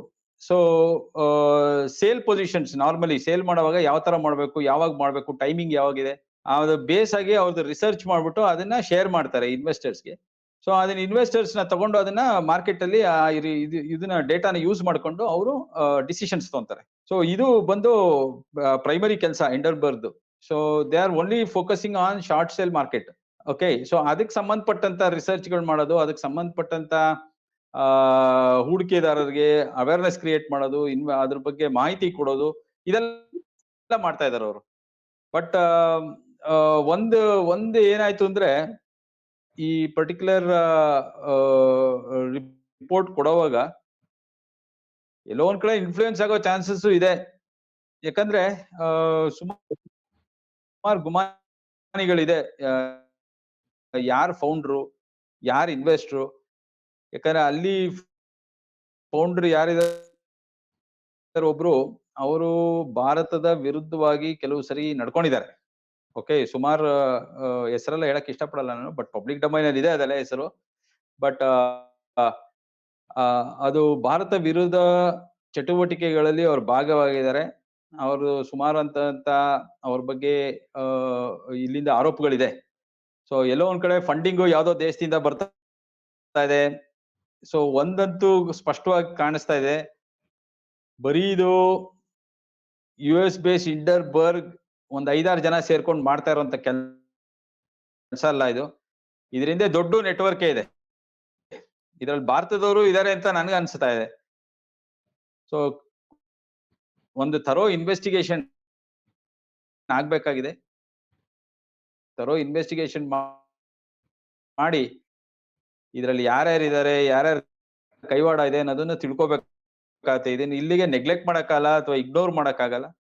ಸೊ ಇದು ನಮ್ಮ ಶೇರ್ ಮಾರ್ಕೆಟ್ ಹಾಳು ಮಾಡ್ಬೇಕು ಅಂತ ಹೊರಟಿರೋ ಪ್ಲಾನ್ ಅಲ್ಲಿ ಇದ್ರೆ ನಮ್ಮಲ್ಲಿ ಇನ್ವೆಸ್ಟಿಗೇಷನ್ ಚುರುಕುಗೊಳಿಸಿ ಇದರಿಂದ ಯಾರ್ಯಾರಿದ್ದಾರೆ, ಇವ್ರ ಉದ್ದೇಶ ಏನು, ಯಾಕೆ ಒಂದೇ ಕಂಪನಿ ಟಾರ್ಗೆಟ್ ಮಾಡ್ತಾ ಇದ್ದಾರೆ. ಸೊ ಯಾಕಂದ್ರೆ ಲಾಸ್ಟ್ ಟೈಮ್ 23ರಲ್ಲಿ ಬಂದಂತ ರಿಪೋರ್ಟ್ ಅಲ್ಲಿ ಸುಪ್ರೀಂ ಕೋರ್ಟ್ ಹೇಳ್ತು ಇದ್ರಲ್ಲಿ ಯಾವ್ದು ಹುರುಳಿಲ್ಲ, ಮ್ಯಾಲಿಷಿಯಸ್ ಇಂಟ್ರೆಸ್ಟ್ ಇಟ್ಕೊಂಡು ಅಲಿಗೇಷನ್ಸ್ ಮಾಡಿದ್ದಾರೆ ಅಂತೆಲ್ಲ ಆಯ್ತು. ಆಮೇಲೆ ಕ್ಲೀನ್ ಚೀಟ್ ಕೊಟ್ಟು ಆಯ್ತು ಅದಾನಿ ಗ್ರೂಪ್ಸ್ಗೆ. ತಿರ್ಗಾ ಯಾಕೆ ಬರ್ತಾ ಇದಾರೆ ಇವರು, ಒಂದ್ ಕಂಪ್ನಿನೇ ಯಾಕೆ ಟಾರ್ಗೆಟ್ ಮಾಡ್ತಾ ಇದಾರೆ, ಅದಕ್ಕೆ ಸಂಬಂಧಪಟ್ಟಂಗೆ ತಿರ್ಗಾ ಇಲ್ಲಿ ಬ್ಯಾಕ್ ಇಂಡಿಯಾಲಿ ಎಲ್ಲಾ ಇದ್ರಲ್ಲೂ ಅದಾನಿ ಅಂತಾನೆ ಹೇಳ್ತಾ ಇದಾರೆ, ಎಲ್ಲಾ ಇದ್ರಲ್ಲೂ ಹೇಳ್ತಾ ಇದಾರೆ. ಯಾಕೆ ಇಲ್ಲೂ ಯಾಕೆ ಅದೇ ಮಾಡ್ತಾ ಇದಾರೆ? ಸೊ ಏನೋ ಒಂದು ಇರ್ಬೇಕಿಲ್ಲಿ. ಇಲ್ಲಿಂದ ಟ್ರಿಗರ್ ಮಾಡೋ ಬದಲು ಅಲ್ಲಿಂದ ಮಾಡಿಸ್ತಾ ಇದಾರಾ, ಯಾರ್ಯಾರಿದ್ದಾರೆ ಇದ್ರಿಂದ, ಇದೆಲ್ಲ ಆಚೆ ಬರ್ಬೇಕಾಗತ್ತೆ. ಸೊ ಇಷ್ಟಕ್ಕೆ ಬಿಡಬಾರ್ದು ಅಂತ ಅಂತೀನಿ ನಾನು. ಇದಕ್ಕೆ ತರೋ ಇನ್ವೆಸ್ಟಿಗೇಷನ್ ಆಗ್ಬೇಕು. ಯಾಕಂದ್ರೆ ಇದು ಜನಗಳ ಇನ್ವೆಸ್ಟರ್ಸ್ ನ ಎಲ್ಲೋ ಒಂದ್ ಕಡೆಗಾಣಿಸ್ತಾ ಇದ್ದಾರೆ ಇದ್ರಲ್ಲೆಲ್ಲ. ಸರ್ಕಾರದವರು ಇದನ್ನ ಸ್ಟ್ರೈಟ್ ಆಗಿ ತಗೊಂಡು ಇಂಟರ್ನ್ಯಾಷನಲ್ ಫೋರಂ ಅಲ್ಲಿ ಇದನ್ನ ತಗೊಂಡು ಇನ್ವೆಸ್ಟಿಗೇಷನ್ ಮಾಡಿ ಯಾರ್ಯಾರಿದ್ದಾರೆ, ಏನಕ್ಕಾಗಿದೆ ಈ ತರ ರಿಪೋರ್ಟ್ ಗಳನ್ನ ಮಾಡ್ತಾ ಇದ್ದಾರೆ. ಸೊ ಈ ರಿಪೋರ್ಟ್ ಬೇಸ್ ಏನು, ಎಲ್ಲಿಂದ ತಗೊಂತಾ ಇದ್ದಾರೆ ಇನ್ಪುಟ್ಸ್, ಇದಕ್ಕೆ ಯಾರು ಕೊಡ್ತಾ ಇದ್ದಾರೆ, ಇದೆಲ್ಲ ಒಂದು ಇನ್ವೆಸ್ಟಿಗೇಷನ್ ಆಗ್ಬೇಕಾಗುತ್ತೆ. ಸರ್, ಅಂದ್ರೆ ಹಿಂಡನ್ಬರ್ಗ್ ರಿಪೋರ್ಟ್ ಮೂಲಕ ಏನಾದ್ರೂ ಒಂದು ಗುಮಾನಿ ಅಂತೂ ಉಂಟಾಗಿದೆ ಈ ಹೂಡಿಕೆದಾರರಲ್ಲಿ. ಮತ್ತೆ ನೀವು ಹೇಳಿದಂತೆ ಕಳೆದ ವರ್ಷ ಏನಾಗಿತ್ತು, ಇದೇ ರೀತಿ ರಿಪೋರ್ಟ್ ಬಂದಾಗ ಸದನದಲ್ಲಿ ಭಾರಿ ಚರ್ಚೆ ಆಯ್ತು. ಇದೇ ಚರ್ಚೆಯಲ್ಲಿ ಎಲ್ಲ ಕಾಲಹರಣ ಆಗೋಯ್ತು. ಮತ್ತೆ ಅದೇ ರೀತಿ ಆಗೋ ಚಾನ್ಸಸ್ ಇದೆ.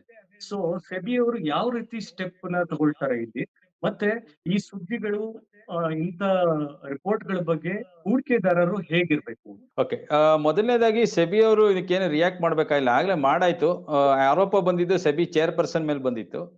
ಸೊ ಸೆಬಿ ಚೇರ್ಪರ್ಸನ್ ಅವರು ಕ್ಲಿಯರ್ ಆಗಿ ಹೇಳಿದ್ದಾರೆ ಏನೇನ್ ಮಾಡ್ತಾರೆ, ಹೆಂಗ್ ಮಾಡ್ತಾ ಇದ್ರು, ಮತ್ತೆ ಅವ್ರದ್ದು ಟ್ರಾನ್ಸಾಕ್ಷನ್ ಏನಿತ್ತು, ಎಷ್ಟು ಟ್ರಾನ್ಸ್ಪರೆನ್ಸಿ ಇದ್ರು, ಮತ್ತೆ ಅವರು ಜಸ್ಟಿಫಿಕೇಶನ್ ಕೊಟ್ಟಾಗ ಹೋಗಿದೆ. ಸೊ ಹಂಗಾಗಿ ಅದು ವಿಷಯ ಅಲ್ಲಿಗೆ ಮುಗೀತು. ಅವ್ರ ಮೇಲೆ ಆರೋಪ ಬಂದಿತ್ತು, ಅವರು ಇನ್ವೆಸ್ಟ್ ಮಾಡಿದ್ದಾರೆ ಆ ಫಂಡ್ ಅಲ್ಲಿ. ಆ ಫಂಡ್ ಇಂಟರ್ನ್ ಅದಾನಿ ಗ್ರೂಪ್ಸ್ ಅಲ್ಲಿ ಇನ್ವೆಸ್ಟ್ ಆಗಿದೆ. ಸೊ ಅದನ್ನು ಸೋರ್ಸ್ ಬಂದು ಕ್ವಶನ್ ಆಗಿತ್ತು. ಸೊ ಅದ್ರ ಬಗ್ಗೆ ಅವರು ಕ್ಲಿಯರ್ ಆಗಿ ಕಟ್ಟಾಗಿ ಅವರು ಎಕ್ಸ್ಪ್ಲನೇಷನ್ಸ್ ಕೊಟ್ಟಿದ್ದಾರೆ. ಸೊ ಹಂಗಾಗಿ ಅವರು ಸೆಬಿ ಓಲ್ಡ್ ಟೈಮ್ ಮೆಂಬರ್ ಆದಾಗ ಆ ಕಂಪನಿಲಿ ಆತರ ಕಂಪನಿ ಇನ್ವೆಸ್ಟ್ಮೆಂಟ್ ಮಾಡಿದ್ದು ಎಲ್ಲಾನು ವಾಪಸ್ ತಗೊಂಡಿದ್ರು, ಯಾವ್ದು ಇರ್ಲಿಲ್ಲ ಅದ್ರ ಬಗ್ಗೆ ಅಂತ ಹೇಳಿ ಕ್ಲಿಯರ್ ಮಾಡಿದ್ದಾರೆ. ಡೌಟ್ಸ್ ಕ್ಲಿಯರ್ ಬಂದಿತ್ತು, ಆರೋಪಕ್ಕೆ ಅವರು ಸರಿಯಾಗಿ ರೆಸ್ಪಾಂಡ್ ಮಾಡಿದ್ದಾರೆ. ಸೊ ಸೆಕೆಂಡ್ ಪಾಯಿಂಟ್ ಬಂದಿದ್ದು ಸೆಬಿ ಮೇಲೆ ಡೈರೆಕ್ಟ್ ಆರೋಪ ಬಂದಿತ್ತು. ಒಂದು ಬ್ಲಾಕ್ ಸ್ಟೋನ್ ಕಂಪನಿ ಅಂತ ಯಾವ್ದಿದೆ, ಅದು ರಿಯಲ್ ಎಸ್ಟೇಟ್ ಇನ್ವೆಸ್ಟ್ಮೆಂಟ್ ಟ್ರಸ್ಟ್ ಅಲ್ಲಿ ಅದಕ್ಕೆ ಬೇಕಾದಂತ ಅವಕಾಶಗಳನ್ನ ಮಾಡ್ಕೊಟ್ಟಿದ್ದಾರೆ. ಅದ್ರ ಬೇಕಾದಂತ ಯಾವ ತರ ಮಾಡ್ಬೇಕಾಯ್ತೋ ಅದೇ ತರ ಬದಲಾವಣೆಗಳು ಮಾಡಿದ್ದಾರೆ ಸೆಬಿ ಕಡೆಯಿಂದ ಅಂತ ಒಂದು ಆರೋಪ ಇತ್ತು. ಆ ಆರೋಪಕ್ಕೆ ಕ್ಲಿಯರ್ ಆಗಿ ಸೆಬಿಯಿಂದ ರೆಸ್ಪಾಂಡ್ ಮಾಡಾಗಿದೆ ಆಗ್ಲಿ, ಅದೇ ಹೇಳಿದ್ದಾರೆ. ಸೊ ನೋಡಪ್ಪ, ಈ ತರ ಯಾರೋ ಒಂದ್ ಪರ್ಸನ್ ಮೇಲೆ ನಿಂತಿಲ್ಲ, ಅದು ಡಿಸಿಷನ್ ಮೇಕಿಂಗ್. ಅದಕ್ಕೊಂದು ಬೋರ್ಡ್ ಅಂತ ಇದೆ, ಬೋರ್ಡ್ ಅಲ್ಲಿ ಇಷ್ಟು ಜನ ಮೆಂಬರ್ಸ್ ಇದ್ದಾರೆ, ಮತ್ತೆ ಬೇರೆ ಬೇರೆ ಸ್ಟೇಕ್ ಹೋಲ್ಡರ್ಸ್ ಇದ್ದಾರೆ. ಸೊ ಅದು ಕನ್ಸಲ್ಟೇಷನ್ ಪ್ರೊಸೆಸ್ ಮುಖಾಂತರ ಡಿಸಿಷನ್ ತಗೊಂತಾರೆ. So chairperson is not the only person will make the decision. So ಹಂಗಾಗಿ ಅದು ಬೋರ್ಡ್ ಅಲ್ಲಿ ಇಟ್ಟು ಡಿಸಿಷನ್ ತಗೊಂಡು ಎಲ್ಲ ಪಾರದರ್ಶಕವಾಗಿ ಟ್ರಾನ್ಸ್ಪರೆನ್ಸಿ ಪ್ರಕಾರನೇ ಮಾಡಿದ್ದಾರೆ ಅದು. ಸೊ ಹಂಗಾಗಿ ಇದನ್ನ ಯಾವ್ದು ಒಂದು ಕಂಪನಿಗೆ ಫೇವರ್ ಮಾಡಬೇಕು, ಯಾಕಂದ್ರೆ ಅವ್ರ ಹಸ್ಬೆಂಡ್ ಆ ಕಂಪನಿಲಿ ಇದ್ರು ಅಂದ್ಬಿಟ್ಟು ಅದಕ್ಕೆ ಫೇವರ್ ಮಾಡ್ಬೇಕು ಅನ್ನೋ ರೀತಿಲಿ ಯಾವ್ದು ನಡೆದಿಲ್ಲ ಅಂತ ಕ್ಲಿಯರ್ ಜಸ್ಟಿಫೈ ಮಾಡ್ಯಾರೆ. ಅದನ್ನ ಹಿಂಡೆಲ್ಬರ್ಗ್ ರಿಪೋರ್ಟ್ ಅವರು ಏನು ಇದು ಮಾಡಿಲ್ಲ, ಅದಕ್ಕೆ ತಿರ್ಗಾ ಅದಕ್ಕೇನು ಕ್ವಶನ್ ಮಾಡಿಲ್ಲ, ಅದಕ್ಕೆ ಅಲ್ಲಿಗೆ ಸುಮ್ನೆ ಆಗ್ಬಿಟ್ರು. ಅದ್ರ ಬಗ್ಗೆ ತಿರ್ಗಾ ತಕಾರ ಎತ್ತಿಲ್ಲ ಅವರು, ಅಲ್ಲಿಗೆ ನಿಲ್ಸ್ಬಿಟ್ಟಿದ್ದಾರೆ. ಹಂಗಾಗಿ ಸೆಬಿ ಏನ್ ಹೇಳ್ಬೇಕಾಗಿತ್ತು, ಅವ್ರ ಪಾಯಿಂಟ್ ಇಂದ ಯಾವ ವಿಷಯವಾಗಿ ಮಾತಾಡ್ಬೇಕಾಯ್ತೋ ಅದನ್ನ ಸೆಬಿ ಕ್ಲಾರಿಫೈ ಮಾಡಾಗಿದೆ. ಸೊ ಚೇರ್ಪರ್ಸನ್ ಕಡೆಯಿಂದ ಏನ್ ಮಾತಾಡ್ಬೇಕಾಯ್ತೋ ಅದು ಚೇರ್ಪರ್ಸನ್ ಕಡೆಯಿಂದ ಕ್ಲಾರಿಫೈ ಆಗಿದೆ. ನನಗೆ ಅನ್ಸತಿ ಇದು ಮುಗಿದೋ ವಿಷಯ. ಬಟ್ ಇನ್ನೊಂದು, ಯಾಕಂದ್ರೆ ಇನ್ವೆಸ್ಟರ್ ಕಾನ್ಫಿಡೆನ್ಸ್ ಇಟ್ಕೋಬೇಕಾಗಿರೋದ್ರಿಂದ, so there was some conflict of interest ಇದೆ ಅನ್ನೋದಾದ್ರೂ ನನ್ ಪ್ರಕಾರ ಇದು ಇಲ್ಲ ಅಂತ ಅನ್ಕೊಂತೀವಿ. ಬಟ್ ನಮಗೂ ಪೂರ್ತಿ ಮಾಹಿತಿಗಳು ಇಲ್ಲದೆ ಇರ್ಬೋದು, ನಮಗೂ ಗೊತ್ತಿರದೇ ಇರ್ಬೋದು ಕೆಲವು ವಿಷಯಗಳು. ಸೊ ಒಂದು ತನಿಖೆ ಮಾಡ್ಸೋದು ಒಳ್ಳೇದು ಅಂತ ಅನ್ಕೊಂತೀನಿ. ಕೇಂದ್ರ ಸರ್ಕಾರದ ಕಡೆಯಿಂದ ಸೆಬಿಗೆ ಒಂದು ತನಿಖೆ ಮಾಡಿಸಿ, ಸೊ ಈ ಆರೋಪಗಳು ಈ ತರ ಇನ್ನೊಂದ್ಸತಿ ಈ ತರ ರಿಪೋರ್ಟ್ಗಳು ಬಂದ್ರೆ ಮಾರ್ಕೆಟ್ ಮತ್ತೆ ಇನ್ವೆಸ್ಟರ್ಸ್ ಇದಕ್ಕೆ ಯಾವ್ದೇ ತಲೆ ಕೆಡ್ಸ್ಕೋಬಾರ್ದು. ಯಾಕಂದ್ರೆ ನಮ್ಮಲ್ಲಿ robust control mechanism, checks mechanism ಇದೆ ಸ್ಟಾಕ್ ಮಾರ್ಕೆಟ್ ಅಲ್ಲಿ ಆಗ್ಲೇನೆ. ಸೊ ಈ ತರ ಯಾವುದೇ ತರದ ಸುಳ್ಳು ಸುದ್ದಿಗಳು, ಗಾಳಿ ಸುದ್ದಿಗಳು, ಬರೀ ಆರೋಪಗಳು, ಆಮೇಲೆ ಸಸ್ಪಿಷಿಯಸ್ ಅಂತ ಏನ್ ಹೇಳ್ತಾರೆ ಅದನ್ನ ದೊಡ್ಡ ಮಟ್ಟಿಗೆ ತಗೊಂಡೋಗಿ ಪಾರ್ಲಿಮೆಂಟ್ ಅಲ್ಲಿ ಗಲಾಟೆ ಮಾಡೋದು, ಇದನ್ನೆಲ್ಲ ಮಾಡಬಾರ್ದು. ಯಾಕಂದ್ರೆ ತುಂಬಾ ಸೆನ್ಸಿಟಿವ್ ಏರಿಯಾ ಇದು ಸ್ಟಾಕ್ ಮಾರ್ಕೆಟ್. ಸೊ ಎಲ್ಲೋ ಒಂದು ಸಣ್ಣ ರೂಮರ್ ಸ್ಪ್ರೆಡ್ ಆದ್ರೂ ಇಡೀ ಮಾರ್ಕೆಟ್ ಕ್ರಾಶ್ ಆಗಿ ಎಷ್ಟೋ ಜನದ ಇನ್ವೆಸ್ಟ್ಮೆಂಟ್ ಗಳೇ ಹಾಳಾಗುವಂತ ಚಾನ್ಸ್ ಇದೆ. ಸೊ ನಮ್ಗನ್ಸತ್ತೆ ಈ ಯಾರಾದ್ರೂ ಈ